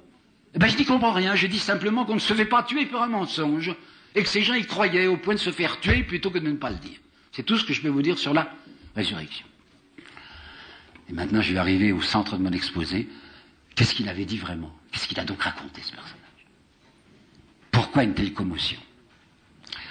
Alors je vais partir de loin, et vous allez croire que je me perds, mais je sais très bien où je vais. Il y a des tas d'obstacles entre ce qu'il a dit et nos oreilles. Lorsqu'il était de ce monde, est-ce que les gens de là-bas l'écoutaient? Ce qu'il disait était tout neuf. C'est vierge, c'était intact, quoi. Alors on peut très bien imaginer l'émotion qui est produite de ces gens qui n'avaient jamais entendu une chose pareille. Mais nous, après 2000 ans, pour écouter ce qu'il a dit, ben c'est pas commode, je vous assure. Il y a des tas d'obstacles, il y a des écrans, il y a des barrières, il y a des barrages. Quels barrages? 3. Premier barrage, c'est ce que l'on a fait de ce qu'il a dit. Et là, je voudrais vous parler très, très courageusement, enfin, je vais tout vous dire, hein, des responsabilités de l'Église catholique. Il est certain que l'Église catholique a eu un double malheur que voici. Le premier malheur de l'Église, avant d'être catholique, l'Église, hein, c'est ce qui lui est arrivé avec Constantin et avec Théodose. Avec Constantin d'abord, puis surtout avec Théodose, le christianisme est devenu la religion de l'État. Ça, c'est une catastrophe. Parce que jusqu'à présent, avant Constantin, c'était un risque d'être un chrétien. Et à partir de Constantin, ça devient une carrière. Parce que pour réussir, il faut être chrétien, il faut annoncer qu'on l'est. Mais ça, c'est épouvantable. Parce qu'on arrive à un christianisme sociologique. Hein. On est chrétien parce que le patron est chrétien, parce que le chef est chrétien. Et on va arriver à des choses, voire des choses aussi absurdes que ce qui s'est passé en Suisse, dans votre pays et ailleurs, au moment de la Réforme. Il y a des coins suisses qui sont restés catholiques, et il y a des coins de l'Europe qui vont rester catholiques et d'autres protestants, selon le choix du patron, selon le choix du prince. Alors les gens sont protestants parce que le prince est protestant, ou sont catholiques parce que le prince est catholique. Il ne s'agit pas d'un choix, il s'agit d'une sociologie. Et ça, c'est consternant. On aboutira à quoi? Mais on aboutira à ce que va décrire la Bruyère dans ses caractères. Qu'est-ce qu'un dévot de cour? C'est un homme qui, sous un roi athée, serait athée. C'est ça qu'il dit, la Bruyère. Le premier désastre, la religion catholique devenant une religion d'État. Pour parvenir, il faut se déclarer chrétien. La deuxième catastrophe, ça se passe au 8e siècle, je crois bien, c'est quand le pape devient, grâce à Pépin le Bref, un prince temporel. Lorsqu'on lui donne un État. Et voilà que le pape, qui est soi-disant, enfin qui est à mes yeux, le représentant spirituel d'une certaine doctrine, va devenir un prince comme un autre. Va se laisser confondre avec les chefs d'État. Il paraît que ça dure encore aujourd'hui, et que si on fait de telles réceptions à coups de canon au pape Jean-Paul II, c'est parce que c'est un chef d'État. J'avouerai n'y rien comprendre. Et je vais vous dire 3 détails seulement que j'ai retenus, puisque je suis tout de même un peu historien aussi, le désastre qu'a été pour l'Église catholique le fait que le pape soit un chef d'État. Il y en a d'État, mais je vais en choisir 3. Le premier concerne Fénelon. Vous savez peut-être que Fénelon était un archevêque qui s'occupait aussi de politique. Il a bien le droit, c'était même son devoir. Et il trouvait que la France vivait d'une manière terrible sous le cancer, c'est le mot qu'il avait presque employé, le cancer de la cour. La cour de Louis XIV était un parasitisme épouvantable sur la France. Alors Fénelon aurait voulu un contrôle, vous savez, pas un contrôle populaire, un contrôle aristocratique, sur la gestion des finances. Ça exaspérait le roi Louis XIV, Et le roi Louis XIV avait un serviteur dévoué, prêt à tout qui s'appelait Bossuet. Alors Bossuet a dit, mais Majesté, sire, je vais vous débarrasser de ce Fénelon. Alors comment on peut se débarrasser d'un archevêque? En lui créant une histoire religieuse. Alors Bossuet décide, je vais m'arranger avec le pape pour vous faire condamner Fénelon. Et un évêque, un archevêque qui est condamné, plus rien. Hein. Alors on va inventer, une petite bande dirigée par Bossuet, va inventer de dénoncer Fénelon avec le cuilletisme de son ami Madame Guyon comme étant une hérésie. Quelqu'un qui est beaucoup plus savant que moi, qui s'appelle l'abbé Prémont, a fait une étude là-dessus très minutieuse sur les hérésies possibles de Fénelon et dit il n'y a pas moyen. Enfin, il n'y a rien dans le cuilletisme qui soit contraire à l'orthodoxie chrétienne. Si bien que le pape est stupéfait quand on lui demande de condamner Fénelon. Il dit, je ne vois pas pourquoi. Enfin, il n'a rien dit qu'il soit condamnable. Seulement, c'est un chef d'État, le pape. Et Louis XIV, c'est un énorme chef d'État, alors que le pape est un petit chef d'État. Alors Louis XIV va montrer les dents. Et le pape va faire cette chose abominable, de condamner du point de vue spirituel quelqu'un qui gêne le roi de France du point de vue temporel. S'il n'avait pas été un chef d'État, il n'aurait pas été contraint à une chose pareille. 2. Le concordat. Ce concordat avec Bonaparte, 1801. Mais vous savez ce qui se passe. Vous savez bien pourquoi Bonaparte fait le concordat. Pour tenir les curés. C'est ce qu'avait déjà tenté de faire la Constituante, lorsqu'elle avait fait la Constitution civile du clergé. Vous savez ce que c'était la Constitution civile du clergé? On avait décidé qu'à ce moment-là, les curés seraient payés, on leur avait pris le fric, c'était d'ailleurs très, très bien. Mais alors maintenant, il fallait que les curés soient entretenus par l'État, qu'ils deviennent des fonctionnaires. Et on leur avait proposé le double de ce qu'ils gagnaient auparavant. Un curé de campagne recevait 600 francs, enfin 600 livres de l'évêque. Alors les constituants avaient dit, vous recevrez 1200 livres, magnifique, c'était multiplié par 2, hein, à condition que ces curés soient dans la main des constituants. Et les constituants étaient tous de la doctrine de Voltaire, que vous ne connaissez peut-être pas, et que j'ai apprise par cœur, et que vous la trouvez dans le chapitre Chine de l'essai sur les mœurs. Un pays bien organisé est celui où le petit nombre fait travailler le grand nombre et nourri par lui, formidable, hein, et nourri par lui et le gouverne. C'est une morale d'entretenu. C'est la morale de Voltaire et c'est la morale que devaient enseigner les curés dépendant de la Constituante, à savoir, vous allez obéir aux droits de l'État et vous allez faire ce qu'on vous dira de faire. Alors Bonaparte va rétablir le culte en France à condition que les prêtres soient dans sa main. Et vous savez peut-être que dans le Concordat, il y avait cette chose prodigieuse, que l'évêque n'a plus le droit de communiquer avec le pape, et que toute communication de l'évêque, le pape, doit passer d'abord par le cabinet noir du ministre de l'Intérieur. C'était donc quelque chose d'affreux, c'était l'église qui était domestiquée, c'est les curés qui devenaient des rabatteurs pour Napoléon, enfin pour Bonaparte. Pourquoi est-ce que le pape accepte? Parce que Bonaparte a eu soin d'envahir déjà la moitié des États pontificaux et qu'il avait dit au souverain pontife, si vous n'acceptez pas mon quota, je vous dévore tous vos États pontificaux. Et c'est parce que le pape est un chef d'État qu'il est obligé d'accepter ce monstrueux concordat de 1801. Il y a mieux.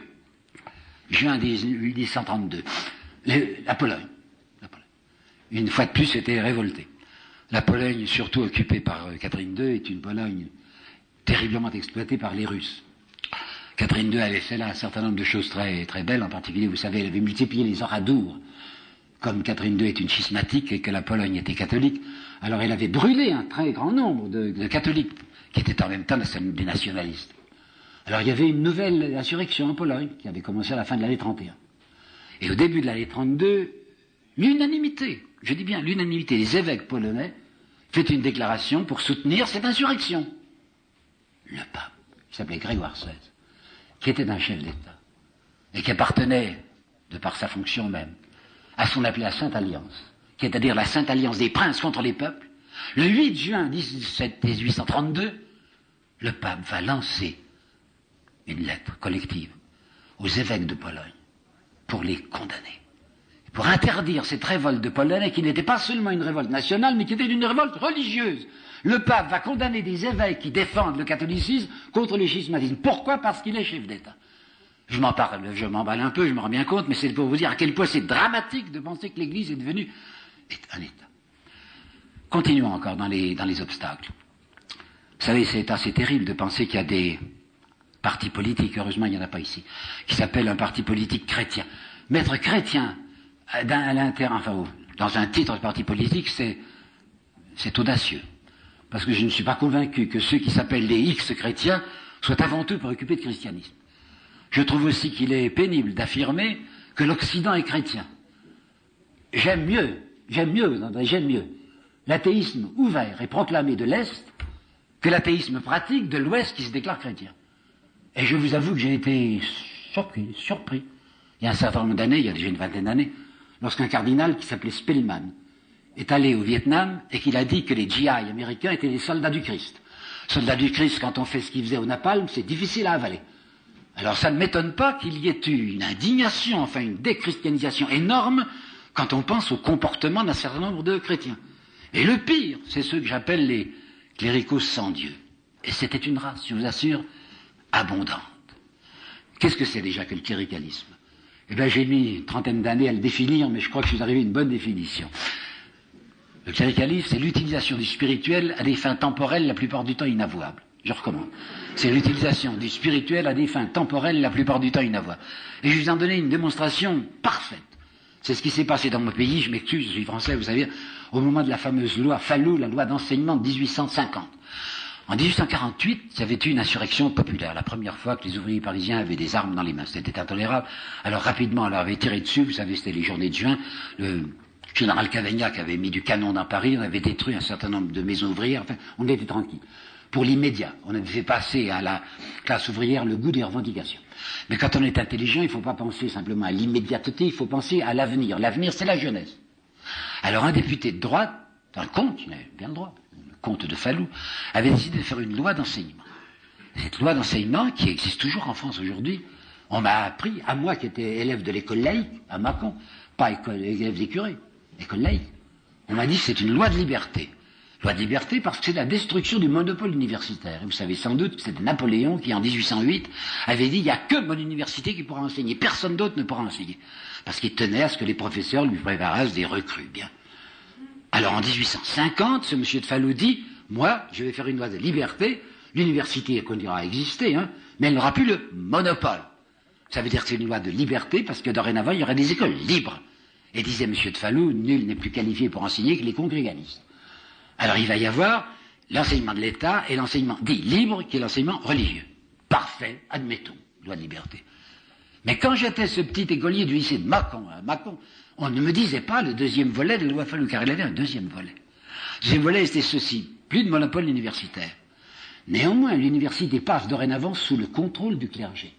Parce que les circonscriptions universitaires françaises, qu'on appelle les académies, seront toutes présidées par l'évêque, lequel évêque aura droit de révocation sur le professeur de l'enseignement secondaire comme sur l'instituteur. Si bien que l'Église gagnait sur les deux tableaux. Un, elle avait maintenant ses écoles à elle. Deux, elle contrôlait l'enseignement de l'État. Vous allez me dire tout de suite, mais puisque vous êtes catholique, vous êtes bien content. Je serais content s'il ne s'agissait pas d'autre chose que d'une hypocrisie. Car il faut savoir que ceux qui étaient si passionnés pour donner la totalité de l'enseignement à l'Église n'y croyaient pas. Il y a M. Thiers, par exemple. M. Thiers, qui est un enthousiaste de loi Fallou. M. Thiers est un voltairien. M. Thiers a passé son temps sous Louis-Philippe lorsqu'il était ministre à se battre contre les jésuites. Et maintenant, il est passionné de cette loi Fallou. Et M. de Vigny. Je respecte beaucoup Alfred de Vigny, je vous assure, c'est un très grand poète. Et quand j'ai fait mon livre qui s'appelle M. Vigny, homme d'ordre et poète, j'ai fait 30 pages sur l'homme d'ordre et j'ai fait 200 pages sur le poète. Donc il ne s'agit pas d'un mépris.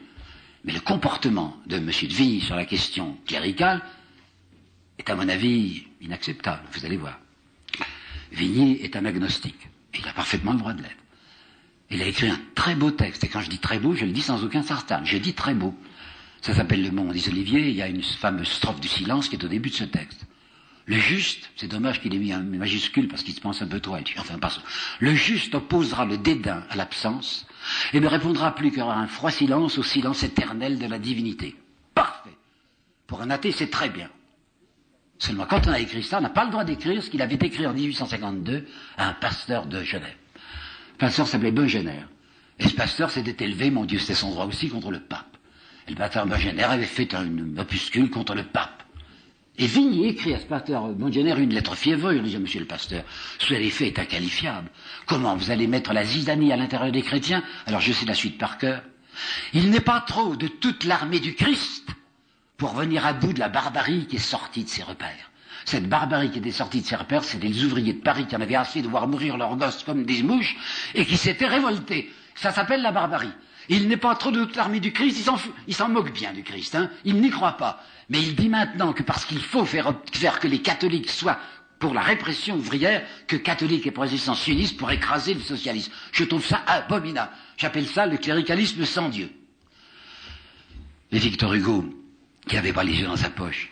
En 1850, il avait lutté contre la loi Fallou. Victor Hugo avait trouvé une phrase que je trouve admirable et qui est presque jamais citée. Victor Hugo dit, c'est extraordinaire comme pullule maintenant autour de moi un nouveau parti politique que j'appellerais les athées de la nuance catholique. Eh ben, nous avons eu des tas. Et un monsieur Maurras, par exemple, Maurras se déclarait athée et en même temps dédiait son livre contre Marc Sonnier à Rome, à l'église de Rome, virgule, église de l'ordre, avec un O majuscule. Ben, vous savez, je comprends qu'un certain nombre d'esprits soient détournés du christianisme quand on leur a présenté ainsi. Et je comprends d'autant mieux la terrible phrase de Bernanos qui est restée dans mon cœur, et qui est une phrase que vous trouvez dans les grands cimetières sous la lune, être devenu la bête noire. Des hommes libres et des pauvres, avec un programme comme celui de l'Évangile, convenez qu'il y a de quoi rigoler. Là, c'est du Bernanos. C'est un émour noir, mais je comprends. Alors, à cause de tout ce qui est arrivé, que je viens d'évoquer rapidement, ça ne m'étonne pas qu'un certain nombre de gens aujourd'hui, quand on leur dit béatitude en temps d'inquisition, et qu'on leur a dit Jésus-Christ, ils entendent Escobar ou Tartuffe. 1. 2. L'autre obstacle, je vais de plus en plus fort, l'autre obstacle, c'est la théologie.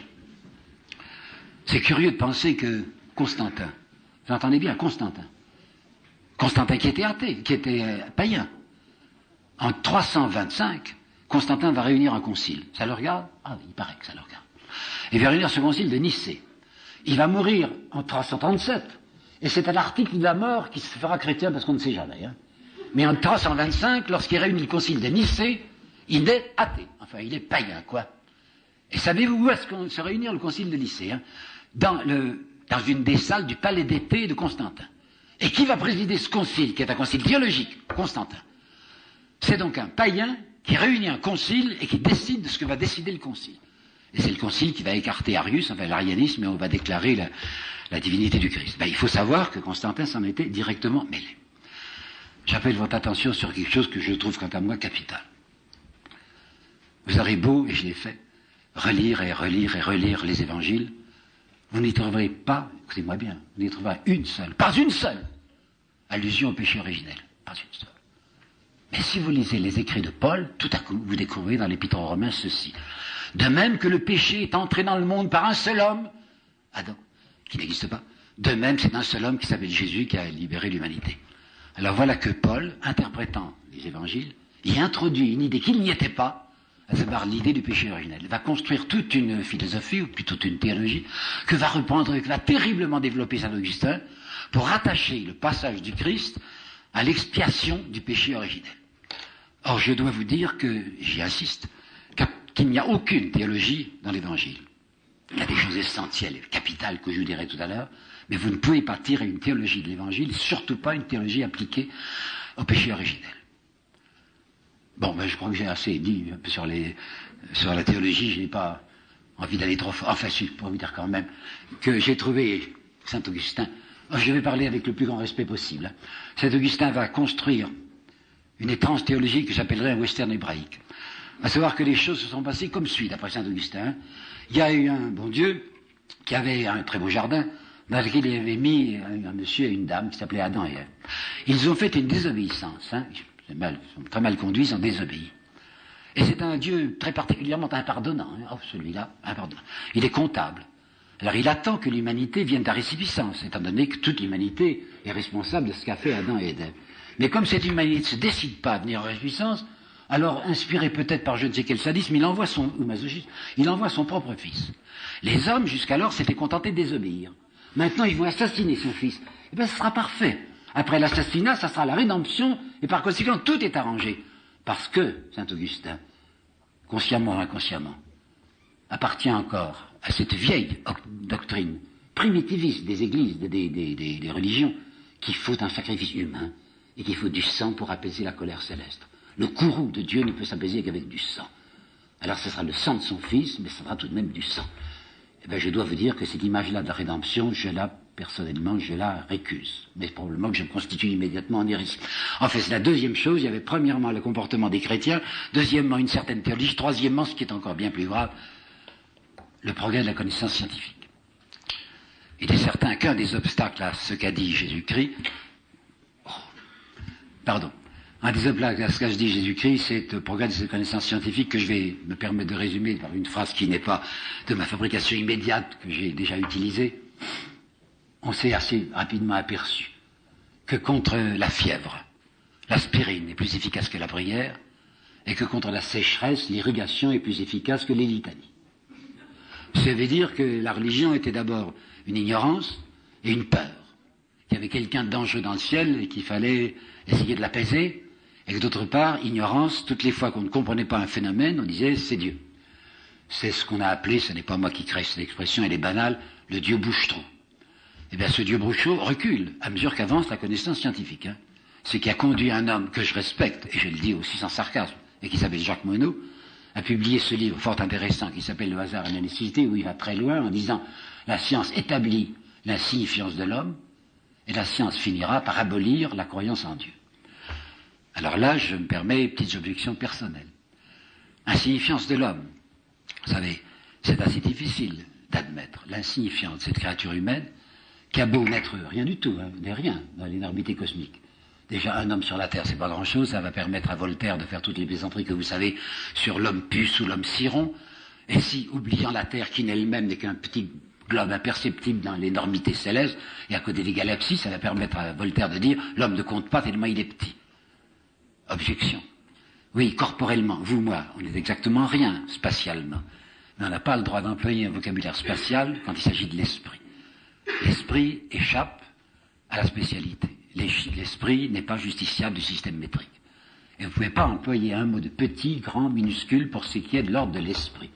D'autre part, il est extrêmement difficile d'admettre l'insignifiance d'une créature qui est capable aujourd'hui d'agir sur l'évolution au point qu'elle peut même la détruire. L'homme est si peu insignifiant qu'il est arrivé au moyen de détruire la vie sur la planète. Donc c'est pas une créature insignifiante.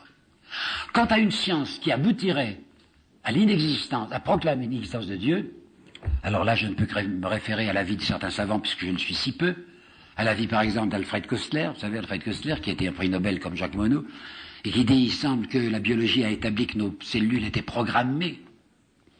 Et Koestler écrit, quant à moi je ne vois pas un programme sans programmateur. D'autre part, vous avez l'idée de l'évolution. L'idée de l'évolution que les catholiques ont, le pape, ont condamné en disant c'est du darwinisme épouvantable. Et un homme comme Jaurès, en 1904, est allé, se risquant beaucoup peut-être, jusqu'à dire l'évolution que certains esprits religieux croient est une hérésie. Et pour moi, il va trop fort, mais ça m'intéresse. Et pour moi, la démonstration expérimentale de Dieu. Oui, c'est ça, il a écrit Jaurès. L'évolution est la démonstration expérimentale de Dieu. Pourquoi ? Parce que l'évolution, elle est orientée, on sait très bien où elle va. Il n'y a pas eu besoin de Teilhard de Chardin pour constater que l'évolution va dans le sens d'une complexification croissante et d'un psychisme croissant. Comme si l'évolution allait dans une certaine direction.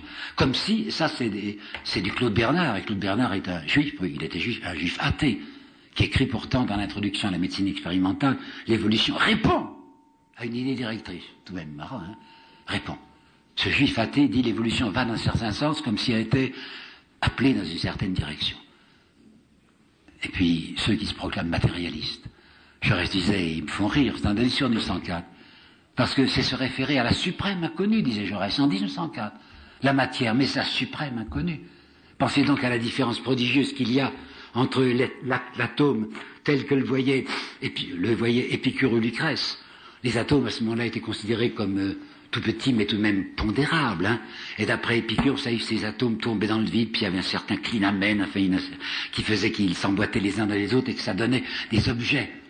Mais entre cette idée de l'atome, chez Épicure, et l'idée de l'atome chez Einstein, bien un monde.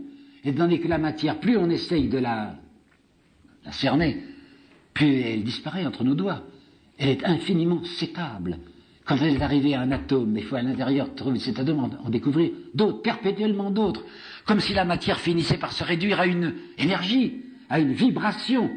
Et comme on est bien obligé d'interpréter matériellement, paraît-il, quand on est matérialiste, l'existence de la pensée, on en vient à ce qu'écrit Engels, qui a été repris par Lénine en 1915, la matière pense. Tout extraordinaire, voilà une matière qui pense. Alors la matière qui est douée tout à coup d'attributs divins, comme si à l'intérieur de la matière il y avait je ne sais quelle immanence de la transcendance. Alors vous voyez que la science elle-même ne conduit pas d'une manière infaillible à l'inexistence de Dieu. Mais je vais beaucoup plus loin. Et je vais vous dire qu'à mon sens, et je suis sûr de ce que je dis là, pour la connaissance, il n'y a pas que la connaissance scientifique, c'est-à-dire une connaissance chiffrable. Hein. La connaissance scientifique, elle est chiffrable. Mais il y a une autre connaissance que je vais essayer de définir, Cette connaissance que Pascal, lui, appelle la connaissance du cœur. J'aime pas tellement le mot cœur, ça fait tout de suite presse du cœur, ça fait exclusif, sentimental. Mais il veut parler d'une connaissance spontanée et intuitive. Alors là, écoutez-moi bien parce que j'arrive au centre de ce que j'ai à vous dire. J'ai longtemps cité, sans trouver la référence, et je viens enfin de la trouver, une certaine phrase de Freud. J'ai trouvé cette référence, ce texte de Freud est du 8 juillet 1915, dans une lettre à un nommé Jean-Jacques Putnam. Et voilà ce que disait Freud. Vous savez qui est Freud, hein? Freud disait, j'arrive déjà à un certain terme de ma vie, c'était pas vrai, mais enfin, il se sentait déjà vieux. Et au cours de mon existence, écrit Freud, j'ai toujours essayé d'être juste et bon, un point. Et quand je me demande pourquoi, je ne trouve pas de réponse. Très intéressant. J'ai toujours essayé d'être juste et bon, et quand je me demande pourquoi, pas de réponse. Prenez Jacques Monod. Jacques Monod, dans les 9/10 de son bouquin, explique que l'homme est insignifiant et il n'y a aucune morale. On ne peut pas établir de morale. Et tout à coup, dans le dernier chapitre de son livre, qui est un chapitre admirable de reste, vous voyez cet homme prendre parti. Prendre parti pour ce qu'il appelle la justice. Mais qu'est-ce que ça veut dire, la justice, dans ce monde matérialiste qui est le sien? Rien ne peut justifier cette position. Mais spontanément et intuitivement, Jacques Monod prend position pour une certaine justice. Avez-vous entendu parler d'un livre assez récent, 7-8 ans, d'Ernest Bloch, qui est aussi un juif athée? Ça s'appelle le principe d'espérance. Le principe d'espérance. Et c'est une espèce de réponse à Freud qui, lui, parle du principe du plaisir. Vous savez, Freud dit que si on essaye d'analyser nos pulsions fondamentales, elles sont un plaisir. Soit qu'il s'agisse de libido, soit qu'il s'agisse d'agressivité, c'est le même plaisir que nous cherchons.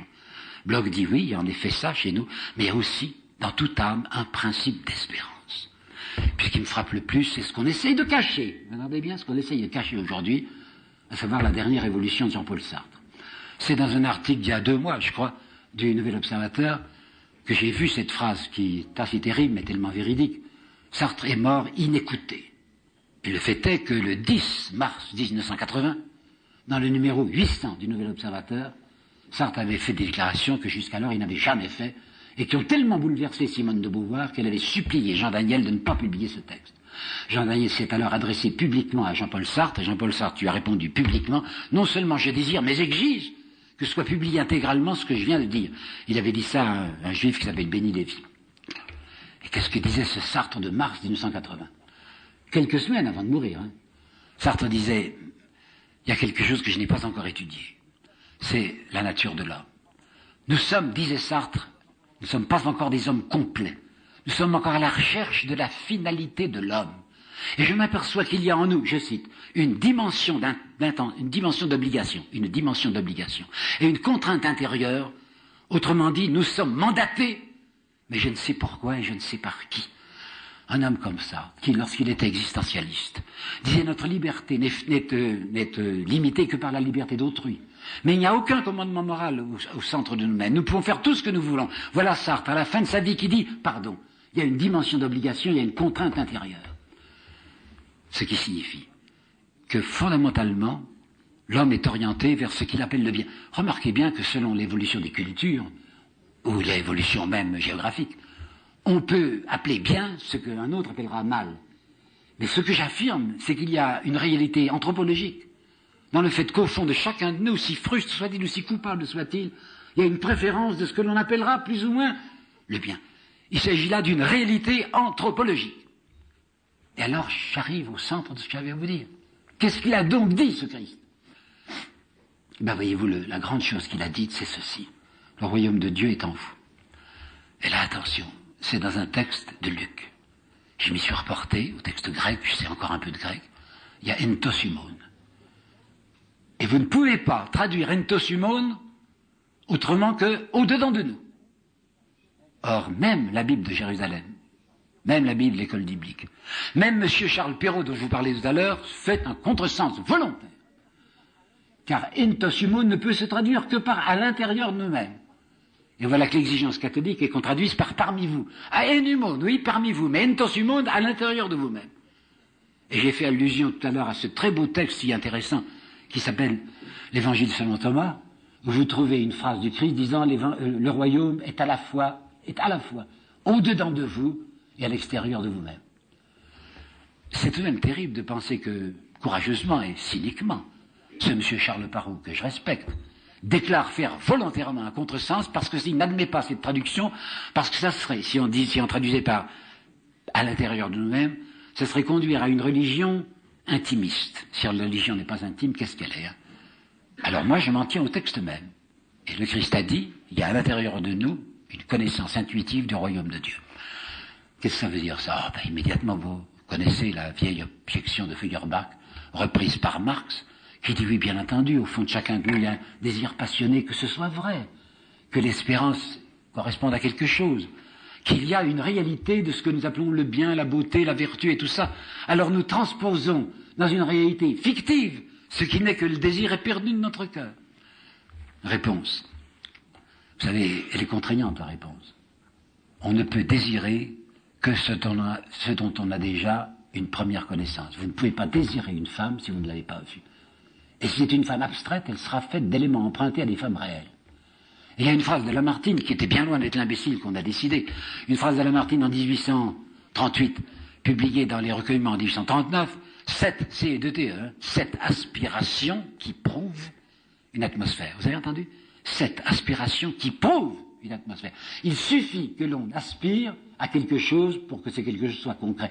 Parce qu'on n'aurait pas l'idée de le désirer si on n'en avait pas déjà une première connaissance. C'est ce que je viens de vous dire à propos d'une femme. Donc si vous désirez cette réalité que vous appelez comme vous pouvez, le bien, la vérité, la justice, la solidarité et l'amour, c'est qu'elle existe quelque part. Et qu'on ne peut pas dire qu'on transpose dans un univers fictif ce qui ne serait que le désir de notre cœur. Non. C'est une connaissance, non pas, comme disait Pascal, du cœur. C'est une connaissance que j'appellerai par contact. Il y a au fond de chacun de nous une préconnaissance intuitive de ce vers quoi nous allons. Nous sommes aimantés par Dieu. Il y a un appel d'air. Notre cœur sait Dieu, et ça a été, comme la boussole sait le pôle. C'est ça qu'il a dit le Christ. Et qu'on ne nous dise pas qu'il s'agit d'aliénation.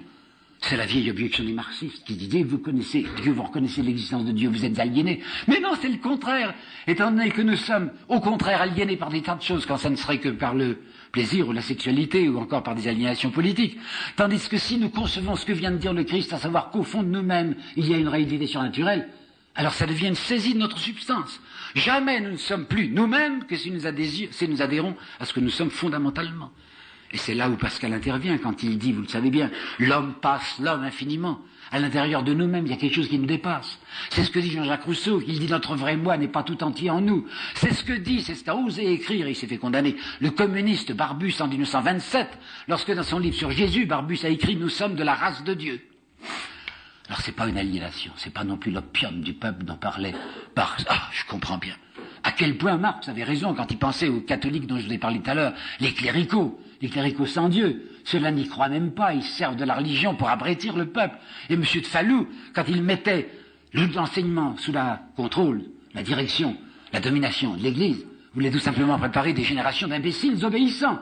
Alors ça, oui, c'est l'opium du peuple.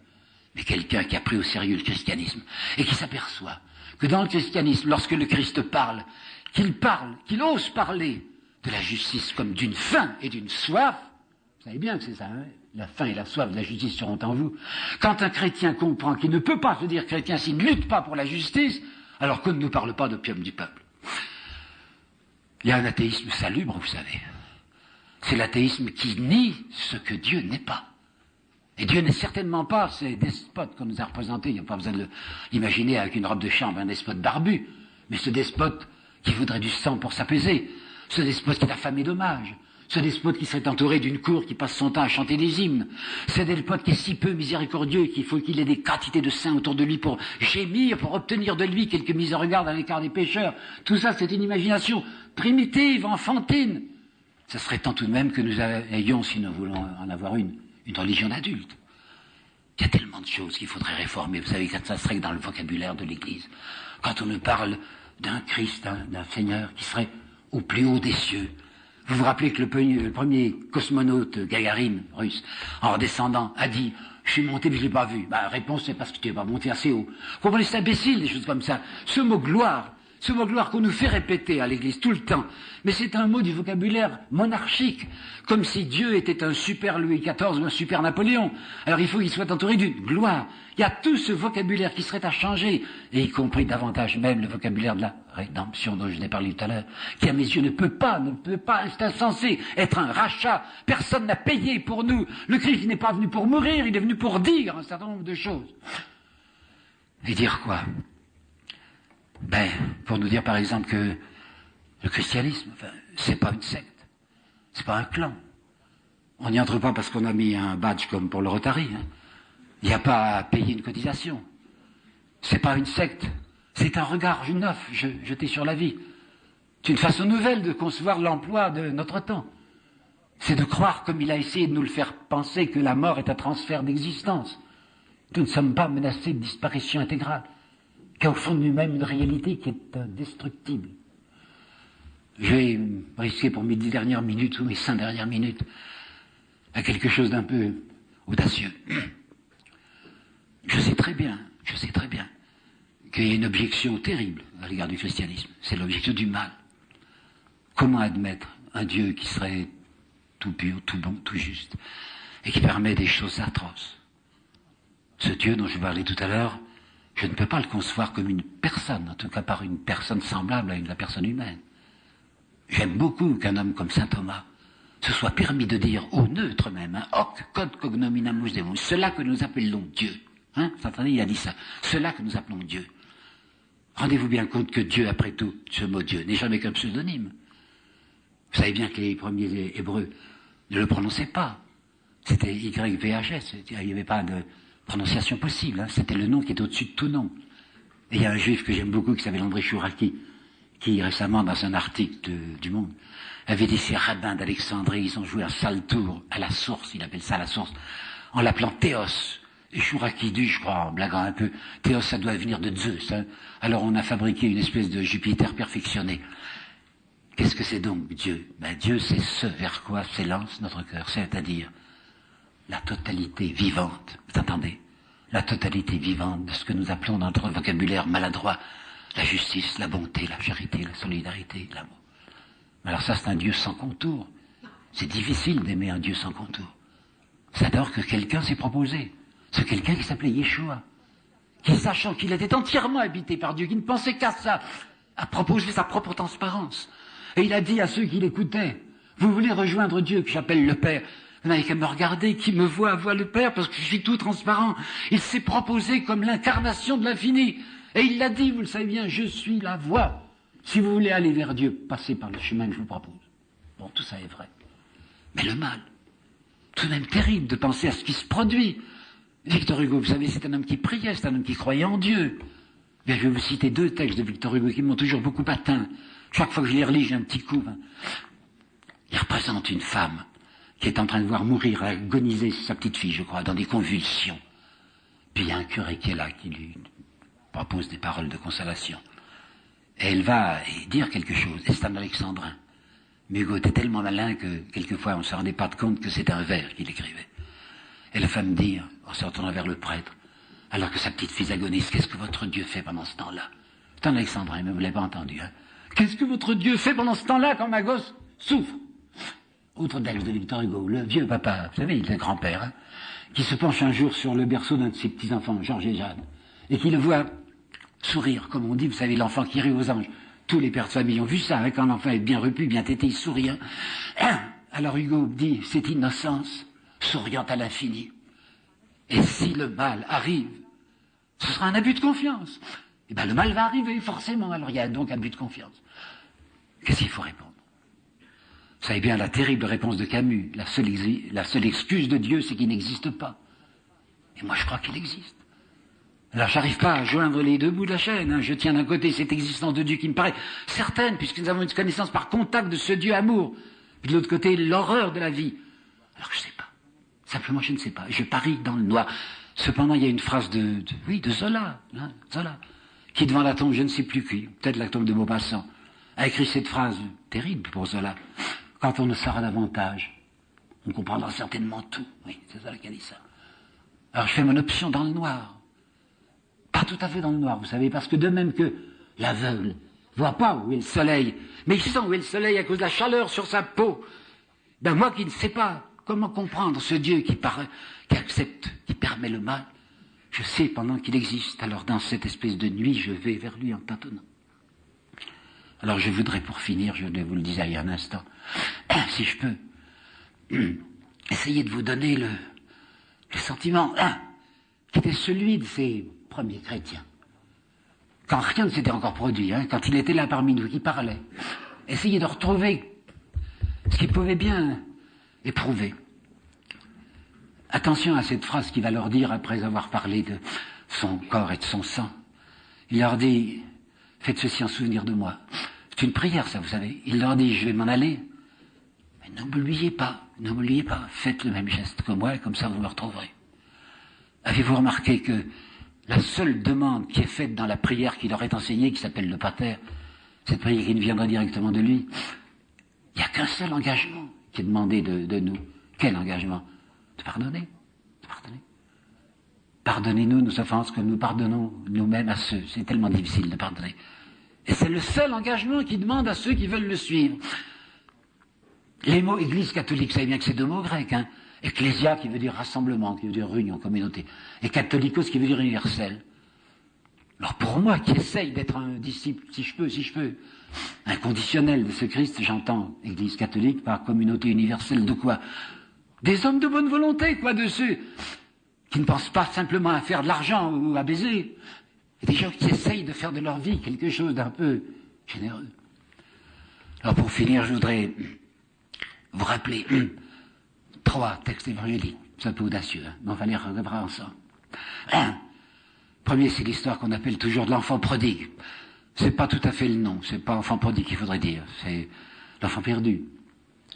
Il y avait donc un père qui avait 2 fils, vous savez, puis il y en a un qui était resté très sérieux, qui avait bien tourné. Puis il y avait un autre qui avait demandé tout de suite sa part d'héritage, et le père s'était dit, je vais lui donner, puisqu'il la demande, mais ça va mal tourner, je le connais. Effectivement, il dépense tout, et il n'a plus rien. Et le père ne l'avait jamais oublié. Il faut vous rappeler le texte. Il y a le vieux bonhomme qui voit quelqu'un qui revient. C'est pas possible, c'est lui. Le garçon revient parce qu'il n'a plus de quoi manger, probablement parce qu'il n'a plus de sous. Alors son père se précipite au-devant de lui. Et pas une seconde, il lui dit, mais je t'avais bien dit. Pas une seconde. Il l'embrasse, il pleure avec lui. Il le remercie d'être rentré. La deuxième histoire, c'est la femme adultère. Vous savez, ce texte, il y a une femme qui a été saisie en flagrant délit d'adultère, alors comme le Christ se trouve là, les pharisiens se disent on va le coincer, puisqu'il n'a pas l'air de respecter la loi, on va lui demander ce qu'il faut faire, puisque la loi dit qu'il faut lapider cette femme. Alors il est là, d'après le texte, il était assis, puis on lui amène cette femme, qui probablement est demi-nue. Alors il la regarde pas, regardez bien le texte, il regardait par terre, et avec le bout de son doigt, ou je sais pas, une petite baguette, il dessinait quelque chose sur le sable. Et on lui dit, et vous maître, alors qu'est-ce que vous dites qu'il faut faire? Et comme il sent très bien la pièce qu'on lui tend, il dit, oui, faites ce que la loi ordonne, et que celui d'entre vous qui n'a jamais péché, lui jette la première pierre. Alors ça y est le texte, tous les types se barrent, s'en vont, parce que on commence à les plus vieux, ils se souviennent de tout ce qu'ils ont fait, ils n'osent pas. Si bien qu'à la fin, il n'y a plus que le Christ et cette femme. Alors à ce moment-là, comme ils sont tous les deux seuls, il la regarde. Jusqu'à présent, il n'a pas encore regardé. Et lui, qui n'a aucune raison d'avoir peur de la lapider, puisqu'il est sans péché, il lui dit, tu vois, ils ne t'ont pas condamné. Et moi non plus, je ne te condamne pas. Va, et tâche de ne plus pécher. Alors elle s'en va, et je me demande si cette femme n'a pas, à ce moment-là, considéré l'amour avec un autre visage. Troisièmement, c'est le chapitre 21 de Jean. Vous pouvez immédiatement le récuser, puisque c'est un chapitre qui est après la résurrection, ça n'a pas de sens pour l'esprit rationnel. Mais je suis si peu rationnel que j'y crois. Alors il s'agit des types qui ont repris leur job, puisqu'ils sont découragés, c'est bien, ils ont recommencé à faire leur métier, Et comme c'était des marins-pêcheurs, ils sont marins-pêcheurs. Alors ils rentrent au petit matin, ils n'ont rien pris, et ils s'aperçoivent, dans le brouillard, une silhouette. Et Pierre dit, c'est lui, pas possible, c'est lui, celui qui est mort.